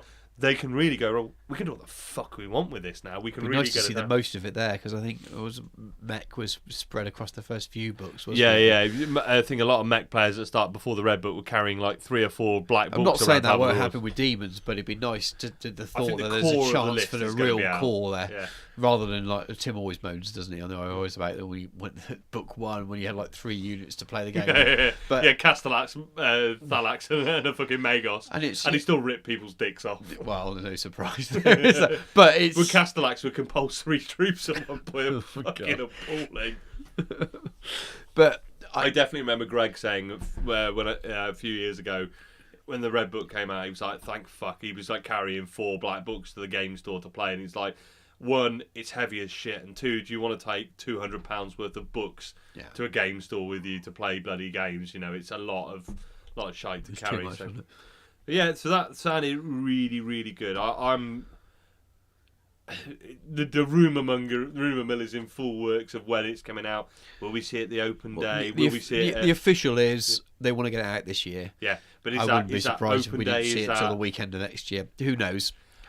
You can see it being a Christmas release. All best luck to them. I'm sure they will get it out as quick as they can. I don't really care. It'll come out when it comes out, and I would rather it came out at the open day, the weekend of next without year, any tourists without in any it. issue. Yeah, tourists in it. Take your time, Forgeworld. We've got so much good stuff out there at the moment that we can enjoy. A year will blast past like it always does, and get that book out in tip-top quality, because we don't want to go through another book 7. Yeah, we still need an FAQ for book 7. There seems to be something that was very positive that came away from it, and I think because the audio's been published of the main seminar, the community as a whole that I've seen seems very positive about Neil Wiley and Anuj, and I don't know these guys, but I've listened to it. They seem to be very passionate and have a good direction of what they want to do. They were very honest. They've really got a good, and the community seems a little bit less sort of jittery, frantic and frenetic about all the hell's going on. They seem to kind of got behind and go, actually, these guys we can trust. They're doing the best they can. It's a small team who are just as passionate about this world, this this game as we are, and they're going to do the best they can and the sit tight and wait for the book. The delays have been picking up the baton and making it as good as it can do. It's not been we're busy with other things. Heresy's not important. Heresy's actually very important. Yeah. We've been picking up a baton from a genius. We want to make sure we do it justice, and we want to get this right, and we want to, we've rejigged the next two black books to make them as good as what we can. Yeah, I think it's a very positive. I think it's going to be good. I feel really positive about it. It's definitely a different. I think there's a bit of a change in feel around community. We know that. And the other thing about knowing, as much as that we didn't expect to hear about book 9 as such, but knowing what's coming as planned, I suppose it could change again because it did. But knowing what we do about the next 2 books and the plan, we actually know where we're going. We know what the plans. Yeah. We know that they're aiming to get the next red books out in 2020. Yeah. We know that they're planning to do an FAQ for the rule book, but not really do any FAQs for the red books. Yeah. Because there's no point, because they want to get a new full red book out. So we know the answer to a lot of the questions we've been asking as a community for a long time. Yeah. It might not be to everyone's liking that we have to wait 2 years and we're not going to have an FAQ to some of the rules in those red books. Yeah. But you know what? We've been dealing with that as a community with our own FAQs and stuff for a while. It's a slower community, Heresy. Being around the game store a lot at Incom and watching the frenetic pace of Sigmar's not so bad, but 40k is bang, bang, week, everything, bang, bang, bang. Well, I watched the releases when it first came out, thinking, because I was interested. I thought, and now looking at it now feels like something that's so big and scary to get into. Yeah. I now feel like it's almost too big to think about what I need to learn to get into that game because of the amount of releases there have been. Yeah. It might not, that's just a perception, but it does feel a bit like we that. At the Heresy community, we share our release schedule with all the other specialist games, Necromunda, Hobbit. Forge will drop a model or 2 a week. If we get 3 or 4 new items a week from them, they're pumping stuff out. It's a slower pace. We shouldn't be worried. This is a labour of love more than a fast-paced thing. We take our time with our models. We build our armies. We take our love. We pour our time and effort into it. It's a more laid-back community, that's what we want, and it's reflected in the release schedule. So waiting till 2020 for red books, cool. If there's issues, and the thing, it's not even about having community FAQs. People are just dealing with shit. We don't need FAQs as much. We just generally, as a community, come to a consensus on most things, and it generally. We do not have an FAQ in place for Tarsus. We literally never had an official. In my mind, we've never needed one. We've got there's a new rule book out there, and any kind of old, if you're applying any old FAQ to it, you've got the question now of what's still relevant. You always need to write. But you just use a bit of common sense. So there was questions about vets and melter guns. So it was FAQ'd for 7th ed that said if you've got a vet with sniper, if he's shooting a melter gun and you don't just wound on a 4, you wound on a 2, and you keep the AP2 permanently, which makes fucking sense. Just makes sense. And there were a few questions about, well, that was an FAQ for 7th ed 40k. We don't play 7th ed 40k now. We play Age of Darkness. Well, yeah, but fucking common sense. Yeah. There's nothing in the rulebook that stops that making sense. Just apply common dogfuck to it. Now, there are stuff in the new rulebook that requires a bit of issue. You know, there are some issues with some FAQs in the new rulebook. But just apply a bit of common sense. We've seen a preview of the FAQ from Andrew. Yeah, it's coming. It's coming. Yes, we're not. Like I said, the big one mostly is no sniper on blast and templates. Well, yeah, fine. We can all apply that to the game. It's not going to break anything. Combi Volkites and combi grenade launchers, not one use. Yeah, we can roll with that. That's fine. Yep. The thing with combi Volkite, I can't remember who pointed it out. You can pay 10 points for a combi Volkite or 7 points for a Volkite charger. Yeah. So, it's not game breaking that. Combi grenade launchers, great. You can't get sniper grenade launchers, so you can't have frag grenades always wounding on a 4 with rending. Yeah. So you apply the 2 rules, great, makes sense. Okay, Dark Angels can take unlimited stasis shells. Fuck it, so what? It's 1 Legion. There's 1 Legion that can do something a bit crazy. And they have enough things that fucking hurt the other way. If they want to put combi grenade they'll still lose the game together and roll with the dice. It's still, so, you can just apply a bit of common dogfuck to stuff. We just a bit of common sense. And the same thing with Tarsus events, as we've always done. You're stood over the table. Whatever you and that guy who are playing are happy to play, as long as it doesn't totally fuck up the event, just play what you want to play. If you read, I've always said, if you read part of a mission and it doesn't work, I think it was definitely at Ruination a couple of times. Like you set up the mission, it was like, this doesn't work. I can just do this and I win. Fuck it, let's just change this and make it work.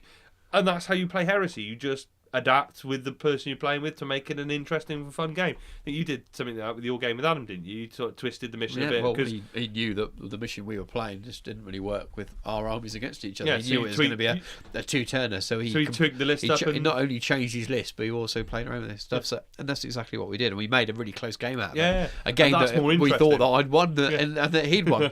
He was really the last turn. He was like, oh, you could see I was feeling guilty. I was thinking, you dropped your list and now I've won, but he didn't. So, it was good. It works. When we get the FAQ, great, we'll apply the FAQ from Forgeworld.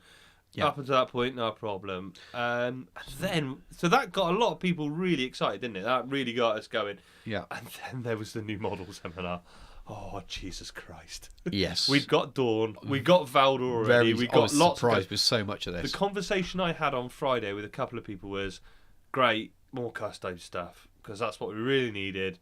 Was more custode stuff. We've had a year of custode releases. What we needed was more custodes. Well, and there was a bit of a... I think there was a bit of fear, and I noticed this, and was that there was notes in the what do they call it, the plan for the weekend that said you could watch Valdor being painted. So it was like, oh, Valdor's going to be there, and at that point it was before Dawn had been announced. Yeah, and it was like, great, all oh god, if they just bring out Valdor and as Dawn's not released, that people are going to kick off. There is a little bit of, and this is not aimed at Custodes players, Custo fatigue. If you're not a Custodes player, there has been fuck all for you all year, and it's fine. They've released an army. It's great. We haven't had Custodes before. It's great to have them in there. Adds a new level. But I think if it had been all Space Wolves for 12 months, people would be going, "Oh, fucking hell, more wolves." It's not the army. It's just the fact that it's been one army almost constantly all year, and there was a bit of a feeling with the people I was chatting with on Friday night of we could really do with some Legion and some Mechanicum stuff just to get people going. The 40k release didn't help that either, and it's got nothing to. It's not really related, but because it's custode. There was like a period of about 2 weeks, and it just felt like everything was custode. Been amazing models, probably some of the best stuff we've seen. Yeah, and then it's been nothing, and then the Wolves got their stuff, and for we don't want to go into too much detail, but it's been a little bit balked, hasn't it? Yeah. There's been a few errors made. There's been some sights on the bottom of guns. There's been some missing handles, and there's been some bananas hanging around, pretending to be fur. Banana. And let's face it, those guys are going to get pretty hot in Jamaica. But don't say shit like that when I'm drinking. But it's But but sorry. Yeah, but the Weekender releases, well, they surprised me. I was shocked, really shocked. I didn't expect to see. I was expecting to have a nice, easy year of. I bought a Mechanicum army last year. I spent all year trying to catch up money-wise for it. Great, got a Mechanicum army. Only need to buy some bits and pieces, and then the new model seminar comes out, and I sold a kidney. Yeah, it's fucked. Well, it's made me want to add stuff to an army that I thought had finished. It's made you want to start a new army. And it's completely changed my plans for my power armoured army this year as well. It was really fucked me up. Ooh, you don't know this, do you? Drillers for your that army with not with them though, no, because they're probably not going to be allowed to take it. Anyway, we're talking in code, which is crap. So we got to see. Oh shit! Sorry, I fucking smashed the place up. Sorry, I'm kicked. Stu's got wobbly tables now. He got rid of the nice table, and now I've got wobbly tables. Well, next time we're recording on cardboard boxes or at least I didn't kick the Death Guard table. No. So we got to see the new Solar Aux transport, the little mini Dracosian. Was it the Milita Solar Aurochs transport? Yeah. Which at the start I was like, fucking brilliant. 35 point little transport. When we started burying down into the rules, we had a discussion. I had a few. It's not complaints because it's fine for 35 points. Yeah. I'm not sure it's what, as a Solar Aux player, it's what you needed. I'm not sure it's what we needed, or for a militia player either. Yeah. Because it's not an assault vehicle. The problems we got is for both. If we look at militia and Solar Aux, is Solar Aux doesn't have an assault vehicle, which is militia technically. Yeah. Militia struggles for transports that hold more than 10 people. Yeah.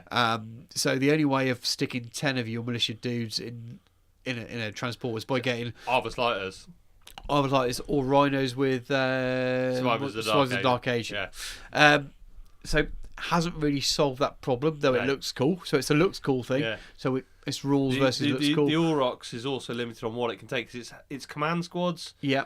Velataris squads. Yeah. And Flamer squads in there. So I see it specifically calls out the models it can transport, which I can get. The problem I've got with it is that it means to take your Flamer squads and your Velataris in it.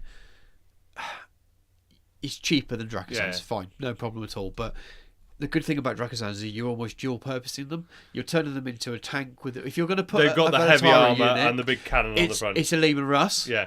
With super heavy armor on, and it's a transport, so you're actually saving points. So while they're expensive, you're getting all those rolls into one. Yeah. So you can be you demolish your tank, you can shove it forward, then you can drop your troops out. Yeah. Brilliant. Tube away you go, and then you go, and there's your Legion squad gone. But you never put. Well, you could put, but you hardly ever put a last section in because you put your 20 man in, and then you lose your demolisher cannon. You can start a last cannon, and then they are very expensive. Rhinos, yeah.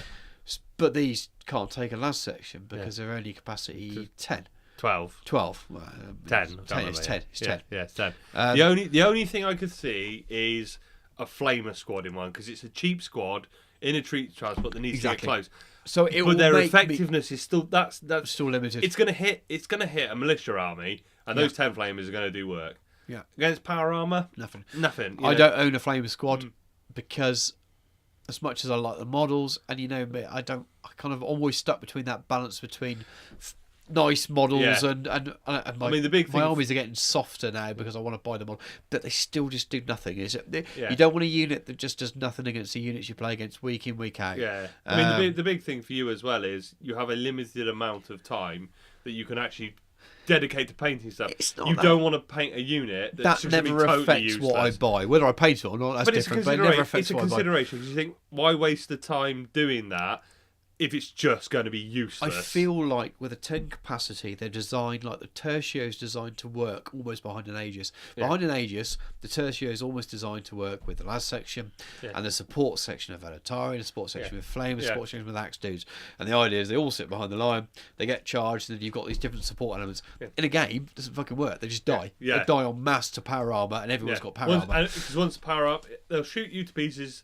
You'll probably get your cover saves till you get there. You save a few. Yeah. Once you hit the line, power armor just eats you. How many solo infantry armies do you see? Yeah, no, you it's don't. all tanks. They're all tank armies because that's the way they're designed. The problem with Solar is that they're elite humans, and elite humans have always got this issue. They cost too much. Yeah, and they're still humans. But they're still humans, so they still die to nothing. So you can give them a bit of extra weapon skill, you can give them a good gun, but they're still going to die. They're still tough to to 3 with legionaries. the 4-up armor save, yeah. So that's Which is why what you they're see supposed to militia with mass armies that will do really, really well, Yeah. and Solar will always be forced into tanks. And I look at this and I think, Solar's always a bastard you're right. halfway between legions and militia. It's good for the odd unit if you want to take flamers. It's good if you're running out of points and you want to stick stuff in the transport. I mean, you can hide But your what you command really squad in it, need but your command squad's pretty useless it's anyway. something that axe dudes can run out of an assault because An they're humans.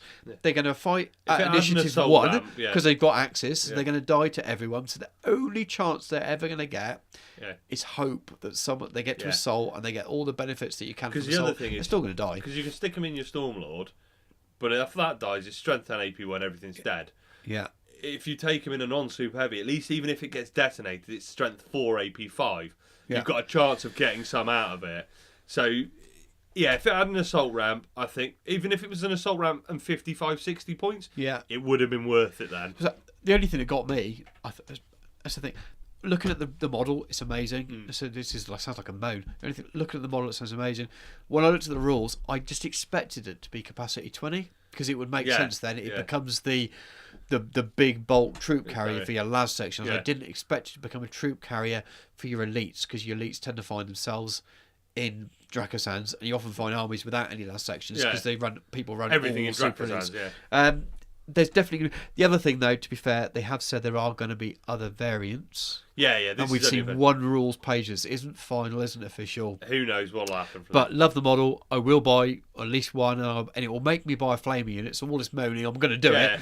But yeah, I think it'll be a really. See, the thing is, it doesn't seem to solve a issue with the list in terms the of Legion making of it Peterborough, more flexible. The Legion of Peterborough event I'm going to is like Centurion Plus. Yeah. So they're allowing one tank. So that would be quite good with your flamer section. Knowing you were going to face a mainly infantry army, Yeah. that might be your one tank you take. But you still might take infantry is so cheap, you can afford a Dracozan. Yeah, exactly. And you could stick a demolition cannon on it. Yeah, And it's not the sort of thing you want to take in a Centurion game because you wouldn't want to take templates. But I don't know. I think they're great and they are cheap. I'm moaning about something that's 35 points. The model's fantastic. It just the rules doesn't are a bit meh. It doesn't make me scream, oh, it's filling that gap that the list needed. Yeah, that's But what I hopefully the variants will. Well, maybe there'll be a variant that But has the next more thing on the capacity or list really did fill a hole that made me laugh. Yeah, but this fucks me off even more. I love this one. If you think And this is it going to makes get you me so cross. I've been moaning to Pete for about 8 days about this, and you don't know about this because I'm not really talking about I got this a bit of it. And the Terex pattern termite assault drill. I love it. Oh my god! It's Underground, subterranean drills coming out of the ground. Again, it was a model that I went, yeah, I'm buying 3. Yeah, I'm buying 3. that's your fast slots filled. But Yeah, great, it's fine. Fill it with. But it was like, fill it with Terminators. I'm done. Oh no, I can't take Terminators. Yeah. Oh fuck. Do you know what I did realise the other day though? Fill it with suzerain. Yeah. And its capacity 12, so they can all have a chaplain in each one. See, this is the problem I have with it. Right. So if you read Gilliman's the Gilliman's not in Terminator armor either, so he can go in the fucking. do you read thing. the fluff for it? Sort of. I can't remember. So it's about siege assaults. Yeah. And So it lists the legions that are most likely to use Imperial it. Fist. Imperial Fist first on the list. I think Iron Warriors, Iron Hands, Salamanders Death are Guard, famous for Salamanders. using it. And then you look at its rules, and it's got Deep Strike. And you can't take Deep Strike with. Well, you can, but all of those legions, their initial right of war, not the secondary one, it fucks them up. Yeah. So you can't take Stone Gauntlet with it. Yeah. Because it doesn't allow Deep Strike. So this is the list that's based around a ground assault, tanks, But it arrives shields, with the Deep Strike rule, yeah. But well, I'll come on to that in a minute. Can't take. Is it what's the right of war for the Iron Hands, Son of the Gorgon? Head of the Gorgon. Can't take that. Yeah. You can't take the You can take Death Guard one. The Reaping. Yeah, can't take that because there's no deep strike. You can take Hammer of Olympia though. Was that the Salamanders one? No, that's the No, sorry, it's not. that's the Iron Warriors Oh, one right. because people run Leviathans. You can. You can't take Salamanders one. Yeah, because that's another. So that's like 4 of the 5 legions it mentions in its fluff. Can't take it. You can take. Well, you them. can, but not with their Legion Legion specific Right right of war. And then you go on to the secondary right of wars. Yeah. Now I guess you can take them, but they don't exactly fit the fluff of the termite itself. So so for fists then, if I'm saying that you want to take a proper Legion, so this is me. So I mentioned the fist because I'm looking at doing fists again because of this model. What was the issue with Hammer Strike Full? Well, it's a deep strike. It's supposed to be. It's designed as a teleport list. Yeah. So the fluff is these guys are all teleporting down. Yeah. So any tanks. Yeah. Are put into reserve. Now this has its own rules, but this would be the only but your tank in a big inverted commas. but it starts in reserve anyway because it's coming in via subterranean assault. So but this would be the only. It works. I'm not saying it doesn't work. It doesn't work with the fluff, Tom. Fucking I know you're a cheesy ass sniper vets gamer, but it doesn't really. Yeah, I get what you mean. It doesn't fit the theme of the Hammer Full Strike list. It kind of. So then it forces you to move. It kind of does. You could say, look, the Terminators are supposed to be these Hammer are coming Full. It's coming in pincers. They're not dropping from the sky, Tom. Pincers. They are burrowing under the ground. They're doing the opposite from dropping from the sky. I'm just trying to calm the rage. I'm just trying to give you a reason. But the thing is, Hammerfall is... Yeah, it's teleportation it's deep strike. Teleporting down from a ship. The whole fluff around it is designing from, this is what we do when we're orbital assault. So technically, if you use either Imperial Fist's Rite of War, you can't. You're either invalidating the rules or invalidating the only fluff. ones you could take out of all the Rite of Wars that will work. Just take Pride of the Legion. Pride, all the vets. 100 vets is 1,600 points. Armoured Spearhead. They're the only two that works. 100 vets is 1,600 points, Jamie. 100 vets is 1,600 points. I'm joking. I'm playing this up a bit, but I don't think the deep strike rule's needed. Yeah. Because the next rule Subterranean assault basically describes how it works and describes how deep strike works. So you can almost remove the deep strike if they took, special rule, if they took but that it word can out, still work the same way. So Anu, Neil, if you're listening, fucking get rid of that, please. Because it's... I really, really want to. I want to run breaches out of it. But again, and then breaches out of it would be amazing. And I can do it. But take the ZM right. I want to take the worst unit in the game, Phalanx Warders. Okay, take the ZM right. They're fast. They're in fast. So you're using up. You got 3 fast slots, and the only way you can get Phalanx Warders out of fast is to take one of the Rite of Wars, which makes them troops. But you can't because it takes deep. So basically, for the first Legion that they list as fluff wise. For these do you know the best Legion to take them with? Well, the units, none of the ones listed, exactly. None of the ones work brilliantly because it's delivering infantry, and we all love infantry. Yeah, I'm gonna make somebody cry by bringing two. They're non-release rules. I'm joking about. Again, it's stuff you can do. Hopefully, it might get tweaked. I've got a list that will work. It's not what I want to do because I think it theme-wise it worked really well with Stone Gauntlet. It works really well alongside other tanks and stuff as well. But joking aside. I actually think they would. It's model stunning. I'll be buying 2. 3. My plan is 2. 3 because I want to put something else in another fast slot. But beautiful models. I will be getting them. I just think that the deep strike rule works against the fluff unintentionally. Gilliman in 3 termites with as many suzerains as I can ram in them, and a triple lightning suborbital strike me. Leviathan Force Org. Fuck it, it'd be brilliant. Yeah, well, people just refuse to play you. You won't be playing the events. 100 vets is 1,600 points. Fucking disgusting. I don't know. I love them. I don't even know what I'm going to do with them. I might have vets. Haven't even thought I might have vets on the list I wrote today. Fucking hell. They're weapon master vets. They're none of your fucking whacker vets. There was the comment made actually at the weekend with that veterans. I think it was a really fair comment that veterans do things better than Legion and Elite units, and that's not how it should be. I've got vets rather than Phalanx Warders, and it's frustrating that actually. To be fair, though, more for fluff reasons than anything else. When you're building a list, it's so hard to overlook vets because they are so good. I've never run them, Tom. I fucking run everywhere. I've been overlooking them for the whole time I've played Heresy. 2 years, I've never run a list without a vet squad in. No, I'm joking. No, you haven't, have you? Yeah, some ZM lists with breaches, all breaches. That doesn't count. Have you ever run a battle line mission without vets? A front line mission without vets? Case closed, people. The podcast is going to end here. We're just going to end it to slow music. And you the fact I can't name it makes me think that if I have, it's been incredibly limited. Again, I mean, the other thing, actually, I'm going to defend my position here because I'm going to get so much fucking hate and abuse. The Ultramarines' Rite of War is so poor that when you look at what the Ultramarines rules do with Pride of the Legion. It's just the Logos Lector is fucking bollocks. It's Pride's too good. Pride is good. There are punishments for it. 2 victory points if you lose them all. Yeah. I don't think you need Pride. I've got this argument that the Delegatus with the chosen right of war gives you that right of war that you need for smaller games. People get the chosen duty wrong all the time, though. Yeah. Because chosen duty, you can't take another Lord of War with them. That's fine. Yeah. Because Pride, what it gives you is the ability to play, I think, smaller games. Yeah. And I think with the Delegatus and the chosen duty, I think that it invalidates Pride. You don't need Pride. Pride becomes lazy heresies we talk about. I honestly think that it becomes I want to take stuff. I think smaller games, chosen duty gives you the problem is, though, Pride is very good for people getting started. Well, chosen duty will do that, wouldn't it? That's exactly the argument I'm making. But I'm like... No, but chosen duty isn't, because your Delegatus isn't so good, and it doesn't need to be. That's the point. No, you've got to fucking whack it. You've got to fucking whack it. You just missed the whole point of the argument. No, I haven't. It's just about taking the most just run Pride. 100 sniper vets for 1,600 points. I can run 100 sniper vets for 1,600 points. And Gilliman doesn't matter under 2k. Doesn't matter. He's got 100 one vets, less weapon skill, and he's 100 got vets. He can't take digital lasers. 100 vets, a Delegatus, and Gilliman is under 2,000 points. Fuck off. And that's the problem. Pride is brilliant for lower points games. It's almost like Quadmortar's got for a while.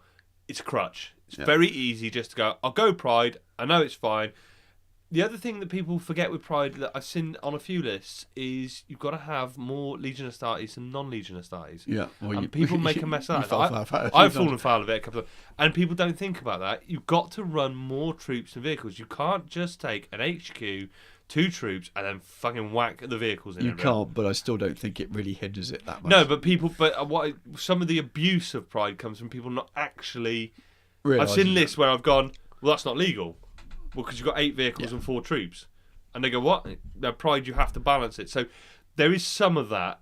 I'm not disagreeing with you. I'm saying some of the more... I'm being argumentative today. Pride's fine, but I think there's a problem with it. He's tanked up on red wine and he's spoiling for a fight. That it's too good. Yeah. And I think we've got completely off what we're supposed to be talking about. We have. I'm going to rapidly pull it back. Because when one mole is not good enough, get a fucking Titan grade mole.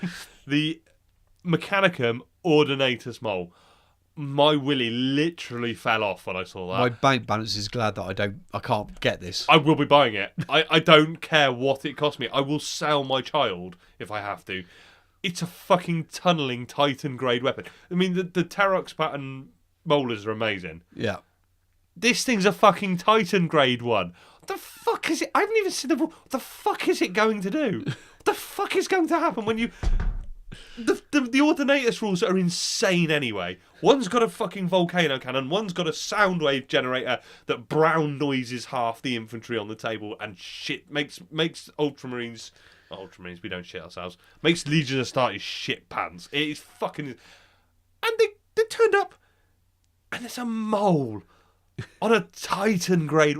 I'm so fucking excited about this. I don't care. I'm buying one. I don't care if the rules are as shit as they come. I'm so excited for that. It's fucking wicked because it just says everything about Ordinatus to me.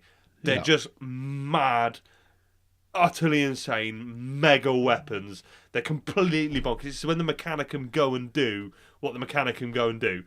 I was on doing the Beast Arises series, and towards the end of that, they're fighting on Ulanor, which becomes Armageddon, and the massive Mechanicum arc crashes into the ground. So what does the Magos do there? He gets the fucking Nova cannon out of his ship and mounts it on the tracks of a crashed Capital Imperialis, drives it up and just starts blowing fucking Gargants up with it. And he's just like, he's done that in a couple of hours. He's just gone fucking, weld that on there, weld that on there. Titan Killer, boom. I fucking love Ordinators. And I saw the picture and I just went, yep, buying that. Yeah, it's amazing. Absolutely incredible. And again, from a painting and modelling point of view, it's so different. It's going to stand out. It's just going to look insane. Yeah, I'm so excited if anyone about would that. like that painted, please contact Miniature Studio. And, No, I'm paying them. Just send them all to me. They won't be any good, but I'm fucking paying them. I will paint 100 of them. They're insane. They might come back black and blue and covered in jizz, but fuck it. Or send them to Miniature Rounds if you want them painted properly. But that's boring.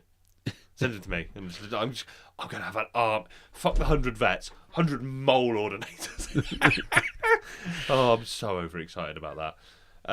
you might calm down a bit when you see the price. I honestly, I don't care. It's just, you know that thing, you know, like, it just grabs you and just goes, that's amazing. Well, if you ask Pete, this is we're talking about Upland here, how many lists I've sent him about, and how many times I've moaned the way I have in the last few minutes about the termite. I like the fact you will tell moaned you about how it. excited I am about that model and how that whole model is driving absolutely dog shit lists because I just want to get that model in. You're so angry about the fact that it's the rules are annoying because I'm going to buy them and I don't care and I'm going to make it work. I don't care. I just want them. I'm exactly that. It's a good thing 2018 is my kind of Build a Legion list that doesn't really, or Power Armor list that doesn't really matter if it's not any good. It's all about the theme. Next one.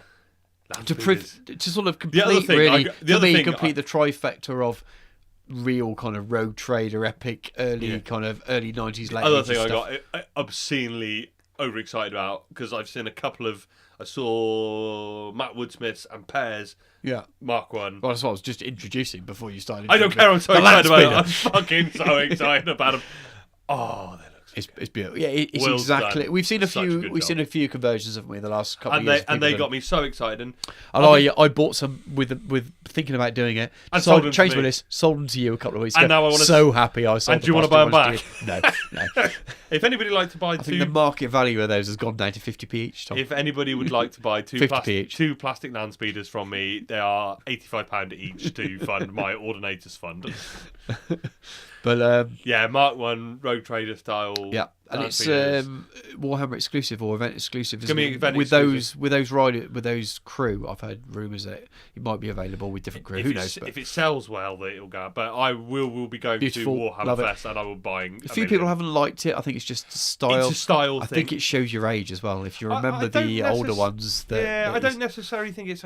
I think it because it doesn't make sense because the Marines are basically the windscreen on it. Was it Jason that put that comment about it's the not in the face It's model? not in the face pattern land speeder. Yeah. It doesn't work, if you know what I mean. And in a game where I know it's super soldiers. And we got advanced targeters. The other guys aren't exactly covered behind the normal as. But then we do apply a level of realism to this game. I just love it. For me, it reminds me. I think for some as people, a 40-year-old man, it reminds me of the metal one I used to have when I was a kid. So I mean, it does also look like that multi-metal will blow the heads off the crew at this point in the wrong direction. But I don't want it because I just want it because I fucking love it. I think it looks so cool. It's great. A couple of people saying, it's the wrong mark armor. Well, fucking, it's the wrong Change mark it. armor in the plastic one. You changed that. So change it. My one, he's going to be one-handed a grav gun. There's going to be a multi-mounter on the top with. I'm going to paint scorch marks on the back of the helmets, where it's just clip the tops of their heads. I will get one. I'll probably get a pair. Didn't they announce it's going to be available at Warhammer Fest? Yeah, we'll be buying a triplet of them at Fest. Even if I'm not using it in my army, I might just get to paint as I love just them. a nostalgia piece, really. I just love it. love Very, very cool. They were fucking cool. The Acastus Knight, which looks like it's got insane. It looks like a more athletic performer, doesn't it? But it's got 2 fucking C beamers on it. Yeah. Massive conversion beamers. It's not finished, was it? It was a work in progress. It was definitely a whip on that. But I love the fact they are continuing to support Knights. There's more Knights coming out. Anyone would think they sell well and make them a lot of money, wouldn't it? It kind of harked back to Epic style. It got that more kind of hunchback, rounded feel of the older Knights and Titans. So I love that. That was cool. Scoria? Senior Dick Kicker himself got a model. He's on an 80mm base. I thought we got rid of that fucker. He's an 80mm base. He's fucking huge. It's amazing. And he looks batshit. And it's quite cool Legs, to arms, see that he everywhere. looks like he's riding a Necron. What are they called? Yeah, I wonder like many of the conversions. I wonder where he got some inspiration from that from. Who knows? Who knows how long they've been working on it for? Nah, but it I looks think it's been around. wicked. But I got to admit, I love Matt Marlowe's Scoria, and I think There's quite a few Sai's people been doing one. have done similar. It's stunning. It's great. I think Matt's the first one I saw like that. Yeah. I think Matt was leading the Tomb Wraith style Scoria, but this Scoria just looks absolutely. Billy It's everything you'd He's expect on an from it. 80mm base. He's fucking huge. Well, you probably base your You've got a fucking Warhound base for me. You can get into contact with more people in Oh, that's why you've You done can it. charge That's further why with a you've done bigger it. base. I should have spotted that earlier. Knowing you as a gamer. He's got a 4-foot base on him. I might share that in picture combat. you sent me of your Magos on that massive base. Fucking stupid, doesn't Tom's not a gamer. Is it not gamey at all? Look at it. Hey, base size don't matter. GW said it. Doesn't matter what base you put them on. It's not fucking AOS where you can just pile the bases on top of each other. Next one, Linnaean Terminators. Have they got a pistol grip? I think they have. I had a look at it. I wasn't sure. There is. I think someone commented they haven't. I think there is. Yeah, I think you can question whether the fingers look right around it. But again, we've seen one angle from a slide. We've not seen the proper things yet. So if you're a Space Wolf player, they have got to make you so much more salty because they are stunning. Those Terminators. Beautiful. They are. I think Space Wolf players are just hoping they don't have a pistol grip. There was a comment made. They don't have any bananas either. They don't have any bananas. They've got fucking snaky snakes all over them. There was a comment made that does it fit the Alpha Legion aesthetic that they have all this decoration on it? But I thought, because they're the Legion Elite. If you read Praetorian Dawn, especially, they're sent in like after all the sneaky shit to then just annihilate the fuck out of things. They're clearly how Alpha Legion. They are. They're not the sneaky. I don't know the words. I've listened to it recently, but I don't know the exact words. But it was something along the lines of, "This may be the Legion of subterfuge, blah blah blah." Yeah. But these are the this is when that's hammer. over. This is when they can still fight. Yeah, once the sneaky's done and everything's set up, the Linnaeans come in and just they execute things. Yeah, exactly. Yeah, so they look fucking wicked. Awesome. And then we saw we saw a Megron. Yeah, no. Oh, no, because Forest is going to be an addition for Dawn's base. Yeah. So who's doing it? Some painting studio has got quite a few siege studios. I've got him lying down underneath a knight's foot or something. But yeah, that's Dawn. That is. He looks really nice. Well, we've only seen a little bit, haven't we? But from that helmet, he looks like the artwork. Again, I don't know if this is wrong or not. I heard Warhammer Fest for that for a release. Yeah, I've heard rumours of that. Because we're going up, and Chris has been on me saying, if he's there, will you get me one? I said, yeah, I'll get you one. There's a strong rumour he'd be out, and that would be wicked. To have 2 Primarchs out within a few months. Well, they've said they would, and they got a lot of other stuff that, based on the usual 3 to 4 or 5 months, maybe, since things are announced and they come out. I could see it. I could see those being the first couple, and then we get this other stuff in the summer. When we saw Valdor at Fest last year, it was clearly a 3D render, wasn't it? Yeah, it was. And he went from a 3D render to a production model in less than a year. Yeah. And out and for sale. That picture we saw from the Fest clearly was a picture of a model. Yeah. Whether it was a 3D print or whether it was actually a sculpt or what state it was. Yeah, it was a physical model. That says to me, turning it round for Warhammer Fest is not out of reach. Again, I'm guessing here, completely guessing, but so if Simon Egan, Sam, whatever you want to call him, did Dawn. Yeah. We knew he finished it by open day last year. Yeah. And he was working on something else straight afterwards. Alpha He didn't do Valdor, did he? No. So who did Valdor? Someone else? No, I think Egan did Valdor. No, he didn't. Someone else did Valdor. Sure, it's been said that someone else did Valdor. So Tom's going to Google it now. I don't think he did Valdor. It doesn't look like one of his sculpts either. There's a real distinctive. We need to get a good podcast bell. So every time we do something, like Google the fucking. What do you mean? Actually prep properly beforehand. Ring a bell to say this is good. This is good. Fucking. Valdor podcast. Doesn't look like any of the other character series Primarch sculpts to me. It's completely different. If you look at talking about art and painting and stuff, it looks completely different. So I don't think he's worked on Valdor. I think he's been working on Horus Does it normally since Dawn finished. Doesn't. No, they don't announce on the website. It's not on there. I just think someone mentioned you can return him for whatever reason.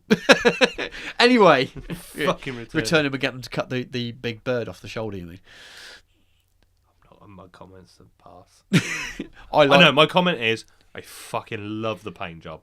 I think it's one of the best paint jobs. I would, and there's a few people that have changed that one shoulder pad. For me, that's drop the shoulder pads off. I think but that's not a quality of sculpt complaint. No, that's just a design issue. A personal preference on design. It's an aesthetic issue based on personal. What he looks like in the artwork. But I don't think. I'm pretty confident that Sam Simon Egan did not do Valdor. It's a completely different I don't know. I can't. I imagine he's been working on Alpharius since he's finished Dawn because he tends to focus on. Do you think they're going to do him with a scenic base where he's lying on the floor with Dawn's fist through him? He might come. Yeah, he might come. That's why we've only seen a head and shoulders. Because he's got a fucking great hole where his fist should be. And no arms. No arms.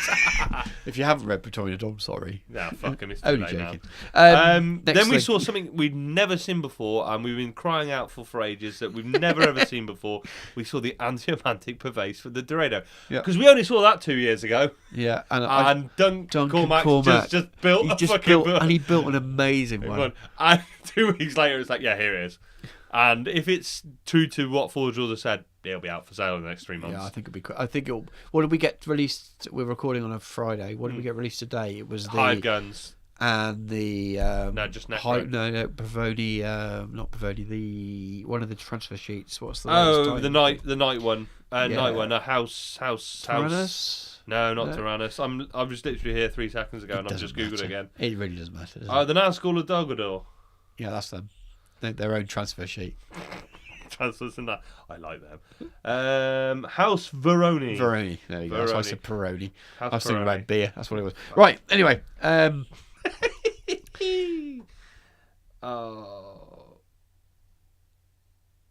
Yeah. Great radio! Fucking dead air. So.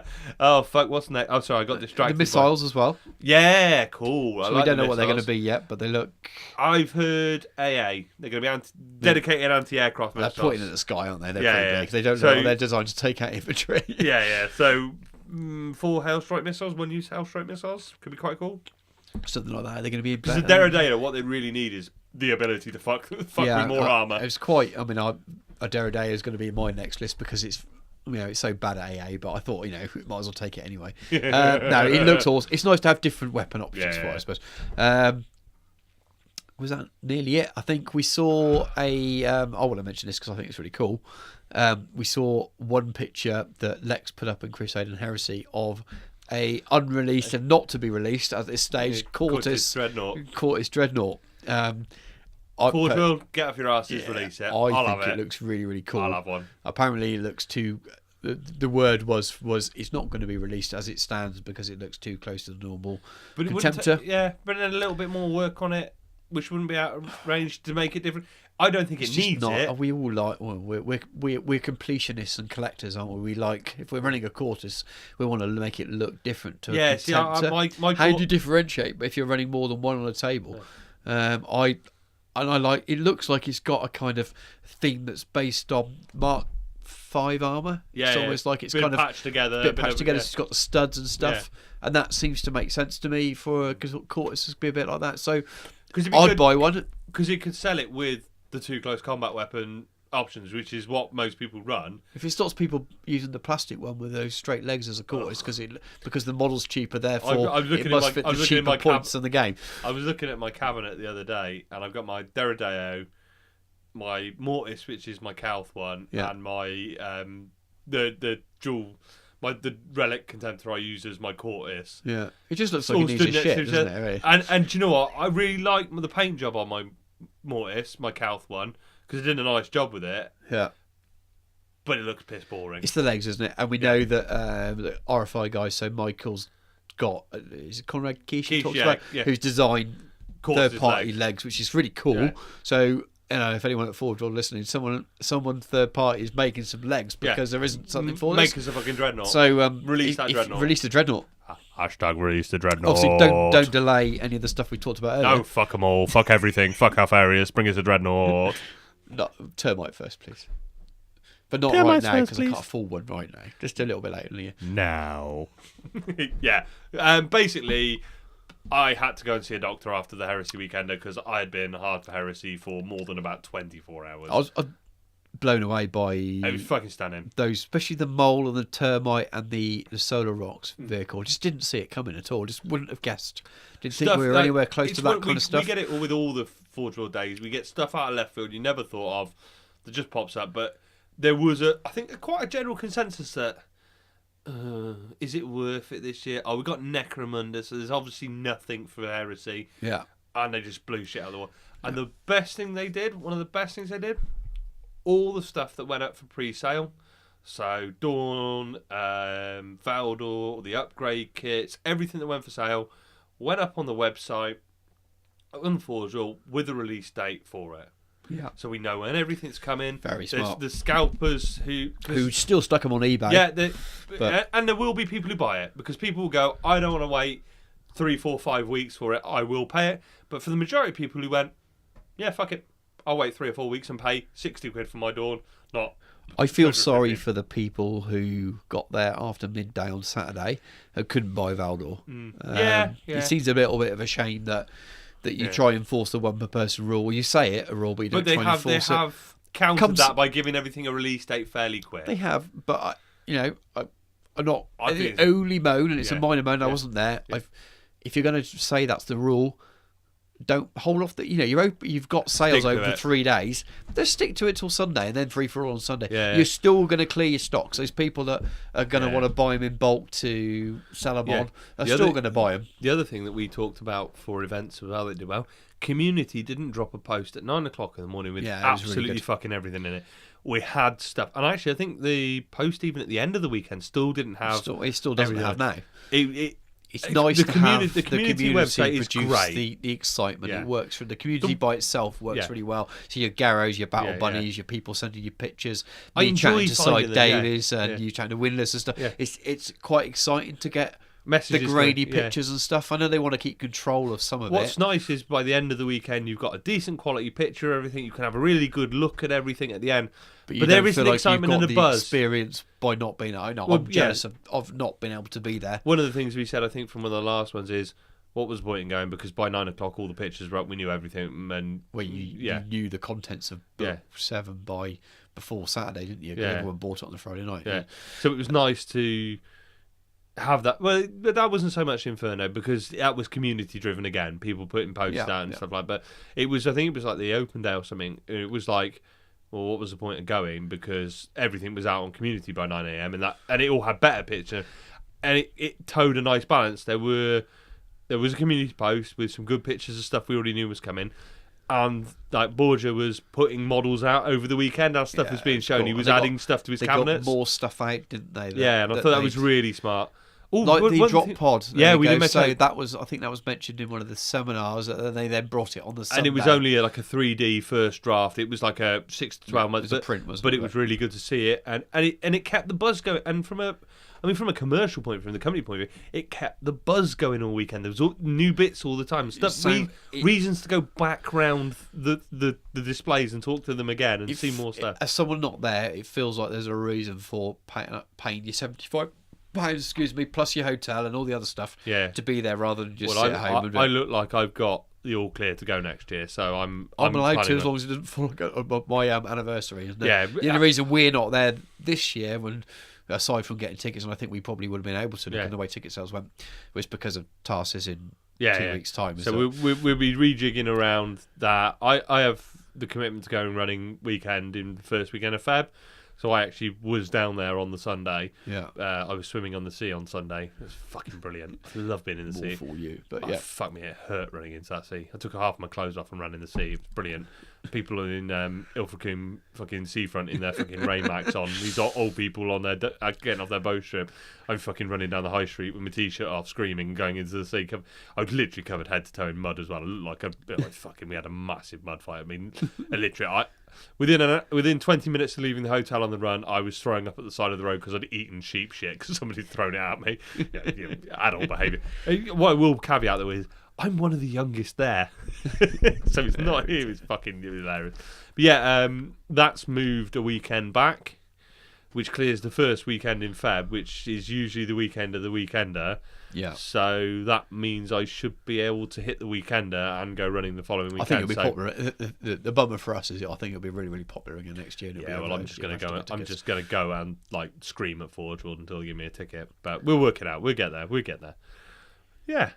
I think that about covers the Weekender. Yeah, in terms of, I mean, we'll talk a bit about the painting when we go into the hobby section in a minute. Yeah. Other than that, yeah, in terms of releases and rules, there's going to be more detailed coverage out, especially for the podcast that actually went. We weren't trying to kind of hijack those kind of things, but we definitely. Yeah, I know the Phosphex Party Boys were there. Yeah, Roads of Terror were there. Freddie was there for Van Freddie was there. I haven't listened to those casts yet. I haven't got around to it, but we. We're always going to talk about it because it affects us and exciting stuff. It'd be weird if we didn't. Yeah, so especially how overexcited I am about a few models. The models, it's the models that did it, and maybe the rules have got me more excited, or in a bad way than anything it ever has. You've been so agitated about it. I'm so glad. I've never found it so hard to write a fucking list that I like him enough. Anyway, moving on again. Before we start that again. Cool. Let's piss off for a break then, and we'll be back with painting character models. Lord Marshal Grade, sir. Legion reinforcements now visible on the left flank. About time. The wolves, I see. No, sir. Ultramarines, sir. But they're wearing grey, Proclamator Fennec. Fox message said new recruits, sir. No time to paint armour. At least the Raven Guard are in black armour. Sorry, sir. That's more Ultramarines. For Emperor's sake, fox them and find out why. Also new armour, sir. Their eye lenses are red, and the bolt guns are silver. 3 colours minimum, sir. What the? Get on the Vox now and tell them to contact Miniature Realm Studio. Miniature Realm Studio, sir? Yes, Fennec. Miniature Realm Studio offers a commission painting service, competitive rates, and a range of painting standards to suit most budgets and requirements. Yes, sir. I suppose they do say that fully painted is for closers. What does that even mean, Fennec? I don't know, sir. Miniature Realms Studio can be found on Facebook, on Twitter at Miniature Realms, on Instagram at Miniature Realms Studio, or just drop Stuart an email at miniaturerealmsstudio@gmail.com. Right, well, welcome back. We're going to try and be a little bit more sensible and less rules ranty and a little bit less... I've calmed down, I've finished my beer, I've gone for a wee. I think I was a little bit less calm than I normally am. People are going to be a bit shocked. He's given me a good slap in the garden and told me to calm down. I can't have 100 mole. Slap in that garden, it's about fucking -1 out there at the moment. There's another fucking cat that came. You've got like a herd of wild cats in there. This fucking house, it attracts all the cats from the yard. It's one of my cat's milkshake. It brings all the cats to the yard. We feed about 4 or 5 cats. They come in through the cat flap, and you go around the morning, and the food's empty, and it's like, anyway. Keep feeding them. Looking forward to moving, so we're not feeding the whole neighbourhood. No wonder you're an Imperial Fist player with all the cats. It is, well, that's why I can't buy the door model because he'll just fucking so. I apologise to anybody I've deafened this show. I've shouted into the microphone a lot. Deliberately got close to the microphone a few 100 times. 100 vets, 1,600 points. So for the bullshit and bad hobby advice section, we are going to talk about painting character models. But before we do that, I think we should cover the bits we know about the demon at the Weekender. We didn't forget that off our chat. We wanted to talk demon, separate it a little bit, and I think because it kind of rolls into this section as well. Because we want to talk about not just competition painting, but dealing with those. Everybody's that model that whether you're pushing yourself for a demon or pushing yourself because you want to make it a centerpiece. You're pushing your hobby skills on, whether it's just to push on for you, or whether you're pushing on for a demon or a slayer sword. Yeah, it isn't a character painting section based on trying to be a demon winner, because I'm not. It's about pushing yourself on to do that model that you want to make a things you can do to make it stand out a little bit from your army. So whatever put your it on a level, you might be able to pick some stuff. Yeah, put it on the base. That's gamey as fuck. 3 size too big for it. Is this the 40k equivalent of using movement trays? You thought you'd get a movement tray for your character model. Anyway. Yeah, derailed already. So We're Golden Demon. So Golden Demon. Don't bother if Andy Wardle's entering. Yeah. We haven't got a full rundown of all the winners. I think we just want to talk about our highlights. Exactly. There's no full rundown of all the winners, so we're not going to list that. We put pictures up on our Facebook page and group, that which are very kindly supplied. Surprise, motherfucker! Supplied by Cy Davis, Golden Demon winner. Golden Demon winner, Simon Davis.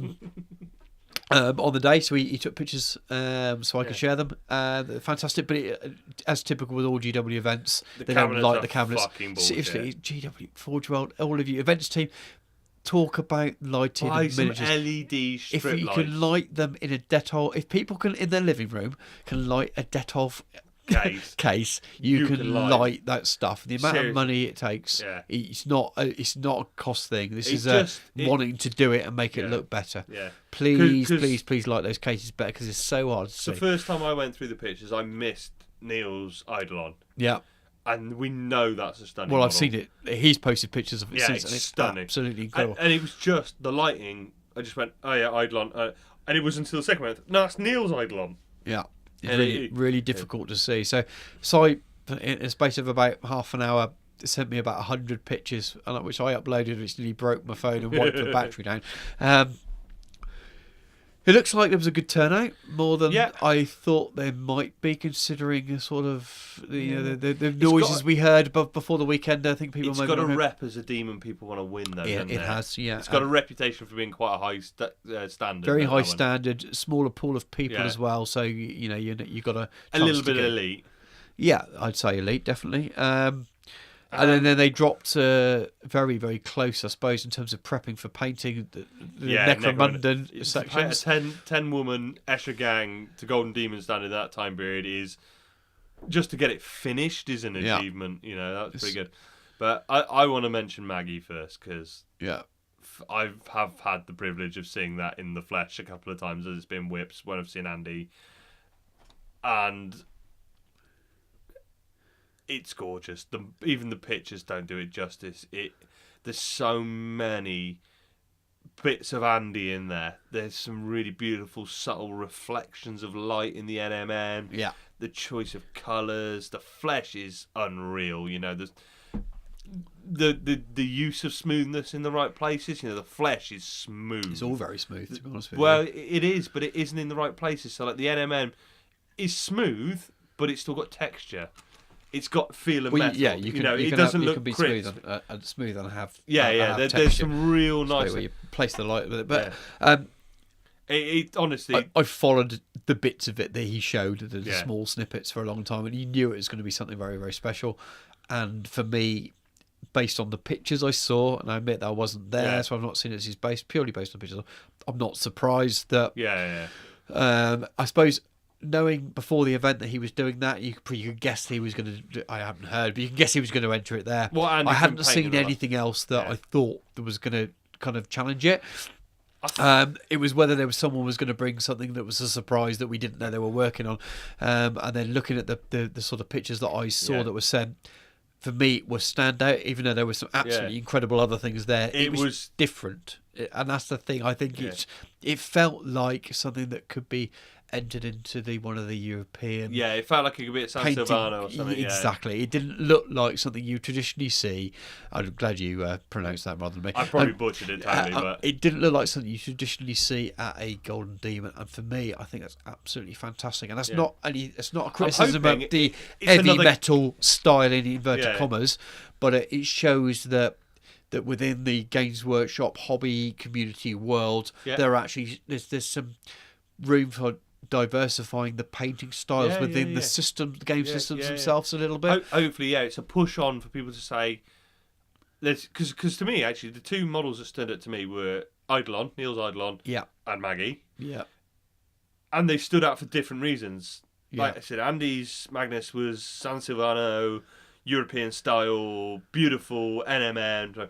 Neil's classic. What you've got to bear in mind with heavy Neil metal is 2 weeks, perfection that a week or two before that, he was at Cult of Paint, and that's the first time he's ever used an airbrush, I think. Yeah, it's incredible. So you look at that white cape, and look how smooth that blend is on that white. I would never even attempt something like that without starting. Oh my god! With an airbrush. I don't know how I just can't wrap my mind around the skill involved in it.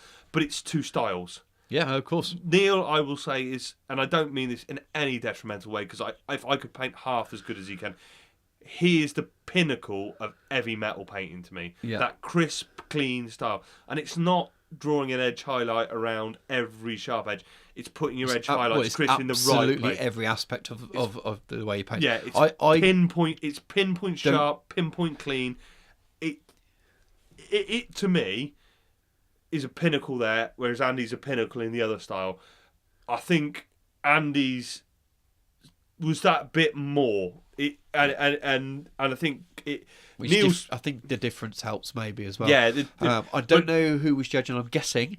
I think Aidan was there, but I think there was more Forgeworld painters. I think Borja was there. I think Pedro was there. I know Giuseppe was there. I don't know who was judging, but I got the impression that maybe there was a lean to that style, a preference to that style, or just a balance between the views. So it wasn't just heavy metal focus, but the guys that were there will know better than me. And I probably should have asked Si that so he could give us feedback on it. But when Si talked to me about the feedback he received, he was talking to Pedro about his work and things. So it does feel like that there's a little bit of change, and I think that's perfect. And I think there's room for both of those styles. And I hope both of them and being they should the pinnacles stand against of each both. other. Just the same, like you mentioned, we talked about different artwork earlier, but the way the different styles of classical artwork are both relevant. I think both it's the as good as same each other. It's with miniature painting as well. I really hope both of them do exactly what it needs to and drives the standard on. Like we were saying, the Heresy Demon has a reputation for being a high standard. Those two have taken the bar and said, right, okay, because the stuff that was at bronze and silver and gold level, fucking amazing, but the standouts were like another step up. So people are going to look at that and say, right, if I want to be up there, I got to get onto that platform now, and it will bring the community up. It will bring the paint standard up in that community that wants to paint. I think you saw that. We talked a little bit after the 40k open day. Yeah. Some of the painters we follow on Instagram, well, definitely I do. Yeah. There's a guy, and I don't know his name, I'm afraid, who's done this beautiful Rainbow Warrior, Rainbow Space Marine chapter. Yeah. What are they called? They're the Rainbow Warriors. Rainbow Warriors or something like that. Yeah. He's done them for ages, and I've seen them around on the internet for a while. I think he got a pin or maybe placed a bronze for his unit, and then he did a very, very, very, very good Death Watch model for a single piece, and the model was absolutely incredible. And didn't he? I don't know if he even got a pin for it. And I looked at that and thought, well, I got a pin for something that was a lot worse than that. And then genuinely, I'm not just saying it to. It was. I'm thinking, oh fucking hell, I've got a chance next time we get to. So I think the standard's moving all the time. I think things are changing. I'd really want to see that the person who placed bronze, I'm not sure who did, and the other categories, I don't know who placed in each, so I'm looking forward to it'd be nice to see some of the official pictures and the roundup posts coming out. But yes, they were standout, and then we got to talk about Si. So they were all right. So Si's, we've known Si for a little while. He's come to a lot of the Tarsus events. The runners-up prizes are named as the Si Davis Painting Awards now, because he's always the prize. He's come run up. Maybe we just can't judge painting, but Si's come runner-up on his army for a couple of times at Tarsus. I will clarify, he's come runner-up by a hair's breadth most of the time, and it's really been close. And the models he's come behind have been stunning models. Yeah. You know, and to be up within a hair's breadth of them is not saying he's second by a way. He was like, these two are top two, but there's always just been that little thing that's just been a little bit better elsewhere. But those Voraks he put in.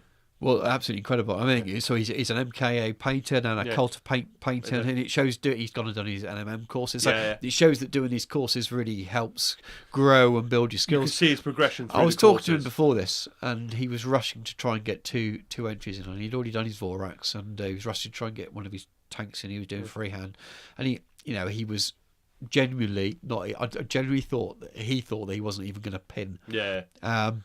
And and I think he still can't quite believe that he got gold for his Voraks. He went home in his baby seat.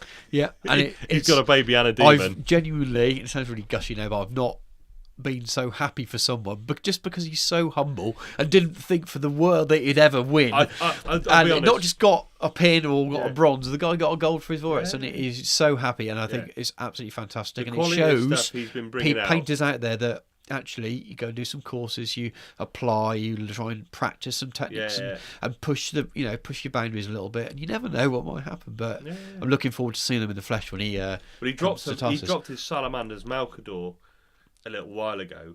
I remember seeing it and thinking, at that time, it's really seeing the progression that came on from the models you're doing before to that. It was like, if he keeps going like this, it's only a matter of time. Cover photo on his Twitter. It's Secret Geek 40K Geek. Secret 40K Geek. It was. You could look at that and you think, if he keeps going, it's only a matter of time before a demon of some kind comes on. I think the first tasks when we judged it, his Salamanders, we saw those, they're incredible. The reason but your Unshattered Legions and his Alpha Legion were great, but they weren't probably weren't the same levels because he's growing and he's adding new things. I think one of the comments you made to me was his Salamanders are a step above his Alpha. And if his whole army was the Salamanders, he would have walked at that time. So I can't even remember who we picked as one. But anyway, he's clearly shown lots of progression, and those Horus are absolutely incredible. Yeah.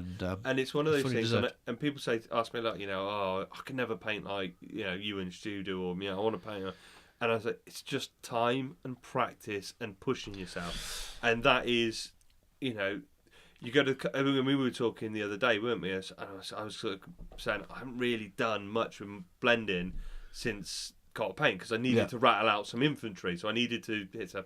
So I painted the power sword on my Megos. So normally I'd have gone to the airbrush and done it quick with the airbrush because I get the blends. So no, I'm going to do it with the brush. I know it's not NMM, but it's still a similar technique. Well, you can do both as well. You can get those base colours down in tones with the airbrush, and it really helps the later layers. But I was like, right, I'm going to do it with the paintbrush to push myself to do it, and that's what I needed was the repetition of practice. I bought a Sigma magazine from Chip, and it's the one where you get one Stormcast with it. It's like an intro. Yeah. Opened the magazine, took the model out, gave Chip the magazine. What do you want? I was like, I want to paint that model. Yeah, but he gave me a load of boxes of them, and I was like, yeah, but they're for an army at some point. I just want one Sigmarine to paint NMM, to just practice on and push on. It's just looking at me like, what the fuck you on about? I'm not painting an NMM army, I'm just painting one model. So, I've now got my test, and actually one of the things I did before I came over was slap some of the base colours on to start NMM in that. Just to do as a practice piece. I need to practice, and that's the thing, I've learnt the skills now. Need to practice. Well, something I said to you the other day was when you were talking about because you don't use the brush as much as I do, is that even though I don't as much now, was that the skills that you learn in terms of colour choice and blending and glazing that you would have done to achieve NMM. Yeah. You can use those brush skills painting any colour. Yeah. So whether you're painting, you're painting a cloak, whether you're painting whatever it is, you'll be using those same techniques. The only difference really is where you're placing the colour and the reflection. That's what makes NMM so different, because you're trying to replicate the metal look from non-metallic colours. But what you're actually doing with the brush in terms of technique of blending and glazing is taught you a skill that you probably didn't use before because you weren't using much blending. You weren't using two brush blending or wet blending or so. And that skill you learn is given you without realising it, because you might just think, I can apply that to NMM. But actually, you can apply the things you've learned to all of your painting when you've got a brush in your hand. Yeah, so one of the things that Andy talks about in the course is it's an NMM course, but really it's an advanced brush painting course. I need to do that course. Yeah, we need to get you on that one. It'd be good. But cool, we got sidetracked from Demon again. So no, I think that still fits in with the general topic of character. Yeah, should we roll? Let's roll into a bit more character then, actually, one thing we were well done to everybody who entered Demon, because talking as somebody who's not ever looking at pins and stuff, just freaking getting to the point where you're entering, to put that much time and effort into a model and put it in, that's an achievement. So whether you didn't pin, gold, Siemens, Slayer, or well done to everybody. I mean, again, it's raised the bar on Heresy painting. Don't give up on your first go and realise that I have. I'm never fucking paying for a demon again. Fuckers didn't. No, you are. I'm going to make you do something for. They didn't give me a Slayer sword for Tank Marine. Fuck them. They don't know what they're talking about. Well, I haven't done anything remotely competition painting since last May, and I feel like I've not, because I've been painting so many armies, I feel like I've not moved on to do it. So I know I've got a challenge on again just to get a pin, and that will be I'll enter X amount of models and hope to God that I get just a pin. Just throw enough models in there, one will get and one day I hope to be able to go to a demon that's not a Warhammer Fest one with every other fucking in the world going to it as well. But we'll see.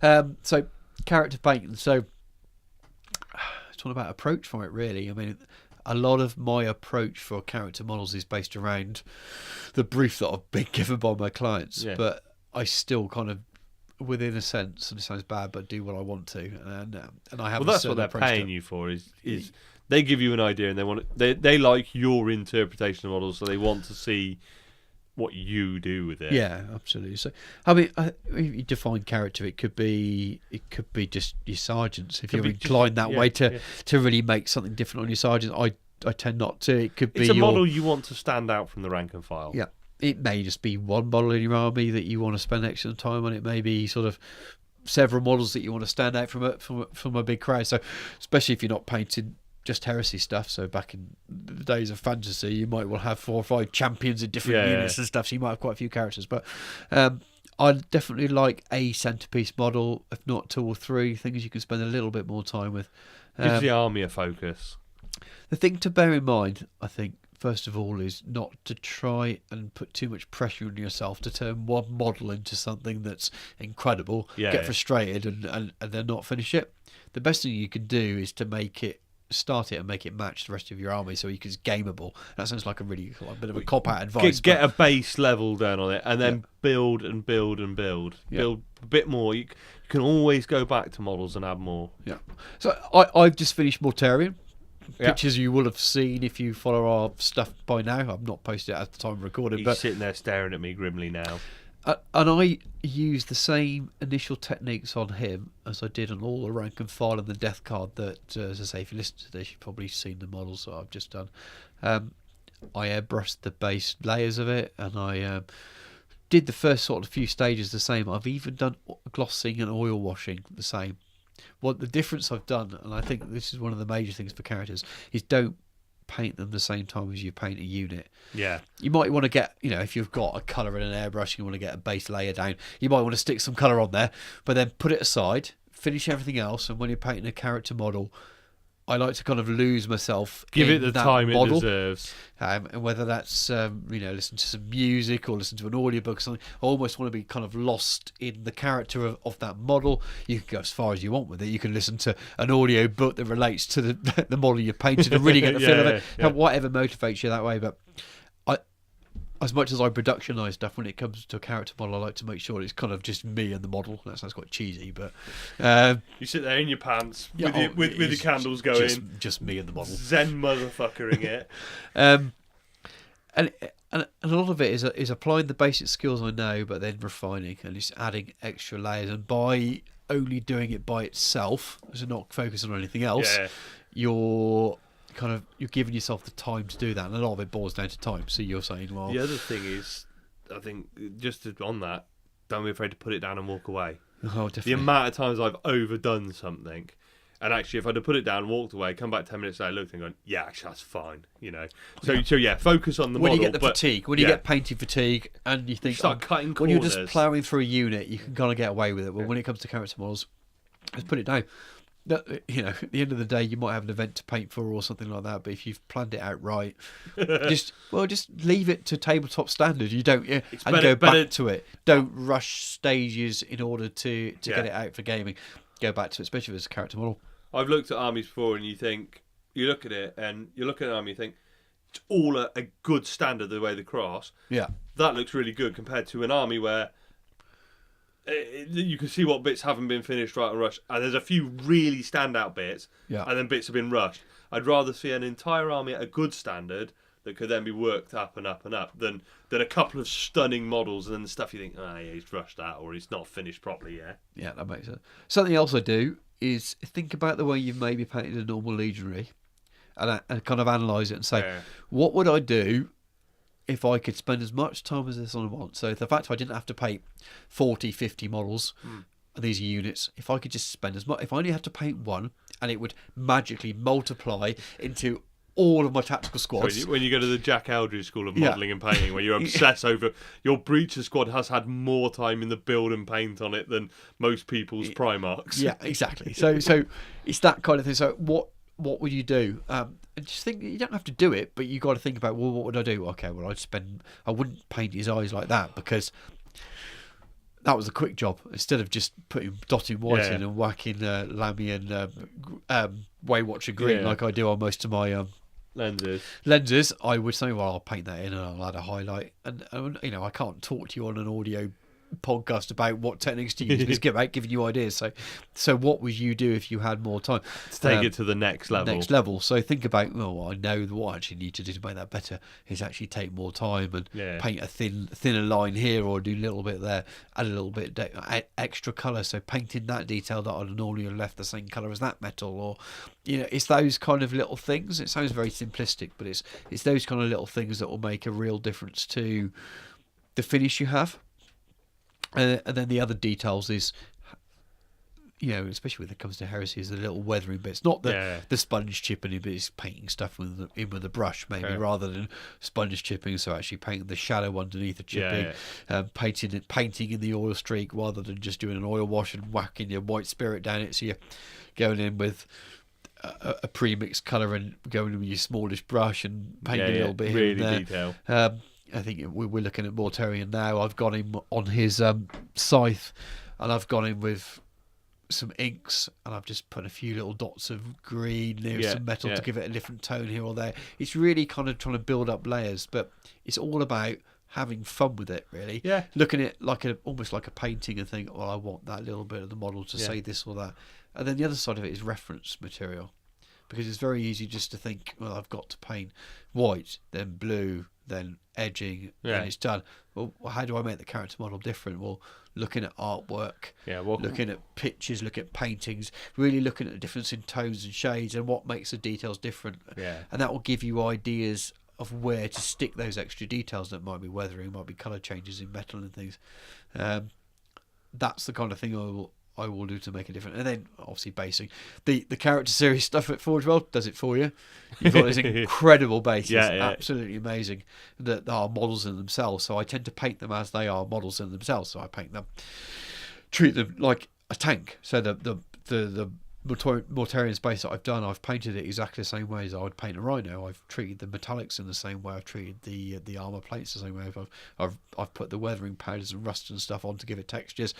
I've even put blood spatters and things. So I've treated it like a model in itself. Whereas if you're building a non-character series model, you might want to spend some time on prepping it before you're painting it, making sure it's just on the same base as the rest of your models. Get a hero base. Well, they're great. They're fucking brilliant. If you're not a Jack, we'll use Jack again. If you're not a Jack Eldridge in this world who can build anything under the sun and make it look like it was factory made, a hero base is fantastic. And it gives you the model to paint. Resin cast bases from other, you can look at those. All so those much beautiful resin stuff. We've done a basing thing, and it is a huge subject in itself. The options are, but a base will make a model. I mean, physically, you look at Mortarion down there. He's a bigger model anyway, but he's stood up on a bigger base. It instantly gives him, it gives him a focus point because he's head and shoulders above the rest of the army. Yeah, definitely. So from a different point of view, you've just been painting your what's she called? Have you got a name for it yet? Not yet. Isn't it your name backwards? Power fist, a stabby bastard. The as yet unnamed Magos. I've probably done a much different route for building a character series model in the fact that it's completely custom. So what makes massive bases for gaming purposes? Fucking bases. So you've been whispering in the mic. I'm saying massive bases for gaming purposes. Massive base. Yeah. So I took the Uned model, the Triumvirate Uned model, then head swap, arm swaps, changing out the way green stuffing in cables, adding jump packs, trimming off there. So while I've created my character series model, so I've gone and looked at what can I do. So one of the main inspirations is we see a lot of Mega Magos, massive on a Domitar chassis with a huge thing. My whole Mechanicum force has been it's really small. Yeah. If that makes sense. So it's Sekitari models, Thralls, Thalax, Ursarax. There's no great big Thanatars, no Castellax. A couple of tanks in there and a knight, but there's they're quite tiny. Yeah, but you know what I mean. You haven't got the sort of horde of great big monstrous creatures. Yeah. So I didn't want this great big Magos that would. So I wanted something quite refined, something small, and I just settled on female, kind of a more elegant shape to the model. I looked at your Ned and went, take the head off. It stops it looking so out. There's a really nice shape to the model, and the classic flowing dress. There's an interesting shape to it. So I've looked at the model and gone, okay, there's my first thing to make it a character model. Something that makes it stand out straight away. And that's not just making something massive and striking, it's subverting the visual language of Mechanicum. My whole force, I took red out as a primary colour. Yeah. So a lot of Mechanicum force, red's a primary colour. Well, I went white with a bit of red. So I wanted the red to tie the red into the Mechanicum, but I wanted it to be white. The models are predominantly white or on the bronze metal. Some very different colours in there to the normal palette, and sand bases. So it's not Mechanicum, Martian Earth. Took some very deliberate cues to say, right, I want this force to feel Mechanicum, but sit down. And I don't have the conversion skills. I don't have I'm going to butcher his name, Hakuba Jacobson. He's in the Mechanicum groups, and he's been doing some fucking insane stuff, some insane conversions and beautiful paint jobs. I think we butchered his name on previous casts. Yeah. I've mentioned it before and butchered it. Just building insane-looking models, but they're very much Mechanicum. Yeah. Very classic Mechanicum, robots, industrial. So I wanted to subvert away and bring in stuff, and I brought in a lot more human to the model. So there's a lot more. So the hoplites, because they're Skitari based, they're much more human looking. Yeah. I know they've got lots of mechanical bits on them, but they've got a more classic human shape. So my Magos wanted to reflect that. So my first clue to the character is the style of model. Yeah. Then I've taken the paint scheme across and gone, okay, well, I want the white cloak. The white cloak's got to match. So I use the same paint scheme as I've painted the white cloak, same as. Okay, so I've got those. Same accent colours. So I've got the red. Need to bring the red in. Now, I could put a red stripe down it, like I've done on all the others. It's the same. She's got some, I'd say, bustles around the side. There's some built-up fabric around her hips. Well, instead of putting a red stripe in, I've made them red. So the colour accent is there, but it's in a different shape, in a different way. And then looked at, right, okay, so what have I got on this model that I can make different? I've got the big power fist arm. Well, I'll do that in the bronzy metal that I've been using, because it ties in with the force, but it's also quite striking against the white of the model, the quite unmechanical model. Using the copper that I've been using, but using it in bigger places for more impact on it. And then things like the skin. I was like, okay, what am I going to do with the skin? Well, I've added it. It's quite green. It's very unhealthy looking skin. There's white and there's little highlights of it of the right kind of flesh. But Not it's a lot very of flesh underneath it. Yeah, it doesn't look right. It doesn't. It's flesh, but it ain't quite right. So it is, and it helps because she's got kind of built-in kind of what I've painted is copper ridges. It clearly looks like things that have been fused to the body, so it all kind of adds to that weird mechanic. And she's got a big hooded head with the very metal faceplate in it, but because the big hooded head, you can't really see it. You can see flashes of bright metal in there, it sort of brings a real mystery to characters. So it's all those kind of elements. There's commonality with the Force. There's striking bits to pull it out, to really make it stand out. Things like detail, so all those kind of things you've spoken about. But rather than taking, not say a standard model, but Mortarion is Mortarion. You haven't done anything to that model other than paint. This is why what you're doing is an absolutely perfect example to counter how you paint a Primarch, standard model to. So I've gone nuts to the wall and gone just mad, and I have. It's a running joke that it's taken nearly a year for the Force to be legal because I'm only finally now painting up an HQ choice for it. But one of the reasons I didn't go in on the Magos is it's taken me a year to work out what the hell I wanted to do with it, because I knew I could have just bought the Magos model. I think I did buy a Magos model from you. Yeah, you did. He's still in the bag somewhere. Because I could have just bang, bang, bang, Magos, off I go.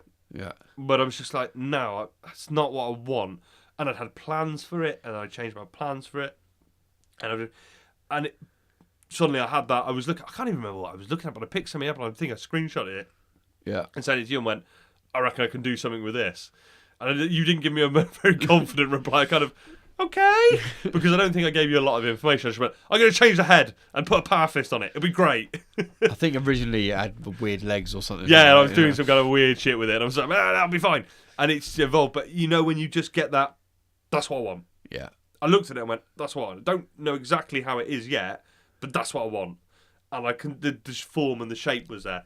And it built and built and built from there. So, there's taking your time and enjoying the model. That came with the planning as well. That model took 9 months to plan out through various iterations of what I wanted from it and how it was going to look and what it was going to do, to get to the point where I went, actually, yeah, I've nailed it now. And the massive gaming base makes it even better.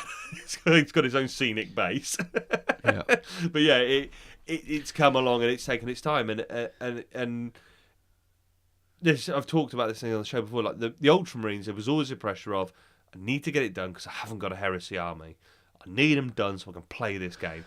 The Mechanicum, one of the reasons it's taken so long is I don't need it. Yeah, I can really take my time. And the pressure you got now is Durham. Yeah, but and I should be there. You'll be fine. I've got 2 Thalax, 6 Vorax, another Magos to paint and rebase a knight. Be fine. If Probably. You can't play. I got nearly 2 months, fine. yeah, so I should be all right. But it all depends. On life, but it's there. And now the Magos is finished. I've got a legal force. So the worst case, I'll take the Ultramarines as an allied detachment. Yeah. I'm away as then. A traitor. As a traitor. You're playing as a traitor. Oh, fuck, I am, aren't I? Fuck it, it'll be alright, I'll get it done. Guess what, I've got to pay a load of Vorax. I've got to pay him Golden Demon level now because they fucking win. Cue the Scoria conversion. I'll just buy Scoria, fucking undercoat black, wash it metal, fine, done, on the field.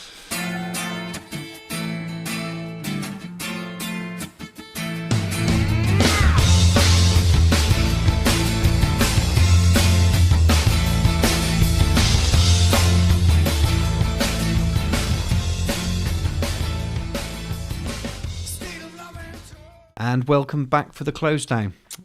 Just me here. Tom's died. No, Tom's off at work, and it's Monday morning. And when editing the show together, I realised that our recording cut out right at the end on the close down. Nothing to do with Tom being too drunk or any of the previous occasions that he missed the close down at the end. For those of you who listen for a while, it's going to keep this short and brief, but rather than just end mid-sentence and insert some music, I thought I'd better close down the show properly. So, a couple of shout-outs. Really want to shout out Cy Davis's Spaartanac Sedition event. I know he's still got a couple of places left, and that's on the 9th and 10th of June in Coulson, Surrey. One of the best event packs I've seen, extremely detailed. It looks brilliant. I really, really wanted to go to this. Unfortunately, my wife just can't get the Saturday off. Otherwise, I'd have been going.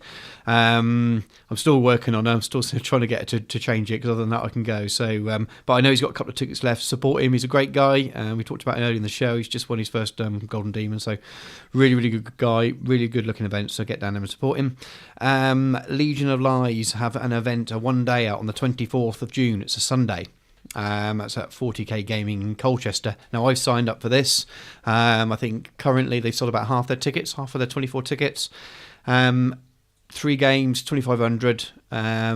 Looks good. There's some character build. I think it's no special characters, and there's a character building system in it. I've only flicked through the draft rules pack at the moment, but it looks good fun for people like me who struggle to get away for whole weekends because of family reasons. A little cheeky Sunday one day is a really good thing to go to. So yeah, if you want to come down and beat me, that should be pretty easy. So come and do that. And people who listen to the Legion of Lies podcast will no doubt want to go down there and meet those guys and get involved. So check that one out. There's the Siege of Horus, which is Callum from Tabletop Banter and Harry's second event this year. This one's at a new store in Derby called Boards and Swords. I don't know too many details about it, but I know other than it's the 16th and 17th of June. I think they're going to be leaking stuff out on their social media, so check out the Tabletop Banter YouTube channel, the Facebook page, listen to Callum on the Unremembered Heresy podcast as well. I'm sure you'll hear about it then. I'm sure Sam will give him some plugs and things on Emperor's Path. So look out for that one. Other than that, I think the Conflict Norwich event, Tom had the details of that when we recorded on Friday night, so I haven't got those to hand, but all of those are available. All the details for all those events will be available in the UK Horus Heresy events page, so go and check that out there. Other than that, one more shout out for you. Michael from the Edge of Empire podcast set up a UK Discord for Horus Heresy.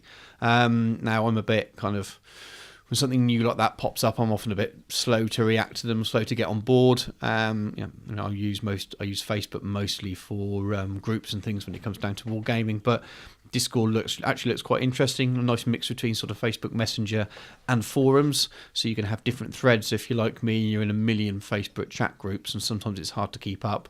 The way this breaks down is you can kind of break it down into separate threads as well as individual conversations. So I will put the link in the show notes for that, but we've already posted the link in on our page, and Michael has on his Edge of Empire page as well. I think a few other podcasters have shared it. So if you guys out there want to sort of chat to the podcasters and talk about Horus Heresy, that's a really good place to do it. Right then, it's Monday. I should be working. I'm sitting in my dining room doing this instead, and it looks like the neighbours are about to have their hedges trimmed, so I've got a very small amount of time left to finish this off before there's a ridiculous amount of noise. So I hope you enjoyed the cast. It was a bit car crash and a bit crazy and fun in the middle, having listened back when I've edited it in a more sober mode. Please forgive us. Have any feedback, any thoughts on the announcements at the Weekender that you haven't already expressed on the page and stuff, give us a shout, get in touch, and we will be back with our next show, which will be after the Tarsus event now, so we'll probably do some feedback on that, but we've got a lot of work coming up for that, so I imagine we're probably looking at about 4 weeks before the next podcast. But enjoy this one. We'll catch you guys soon.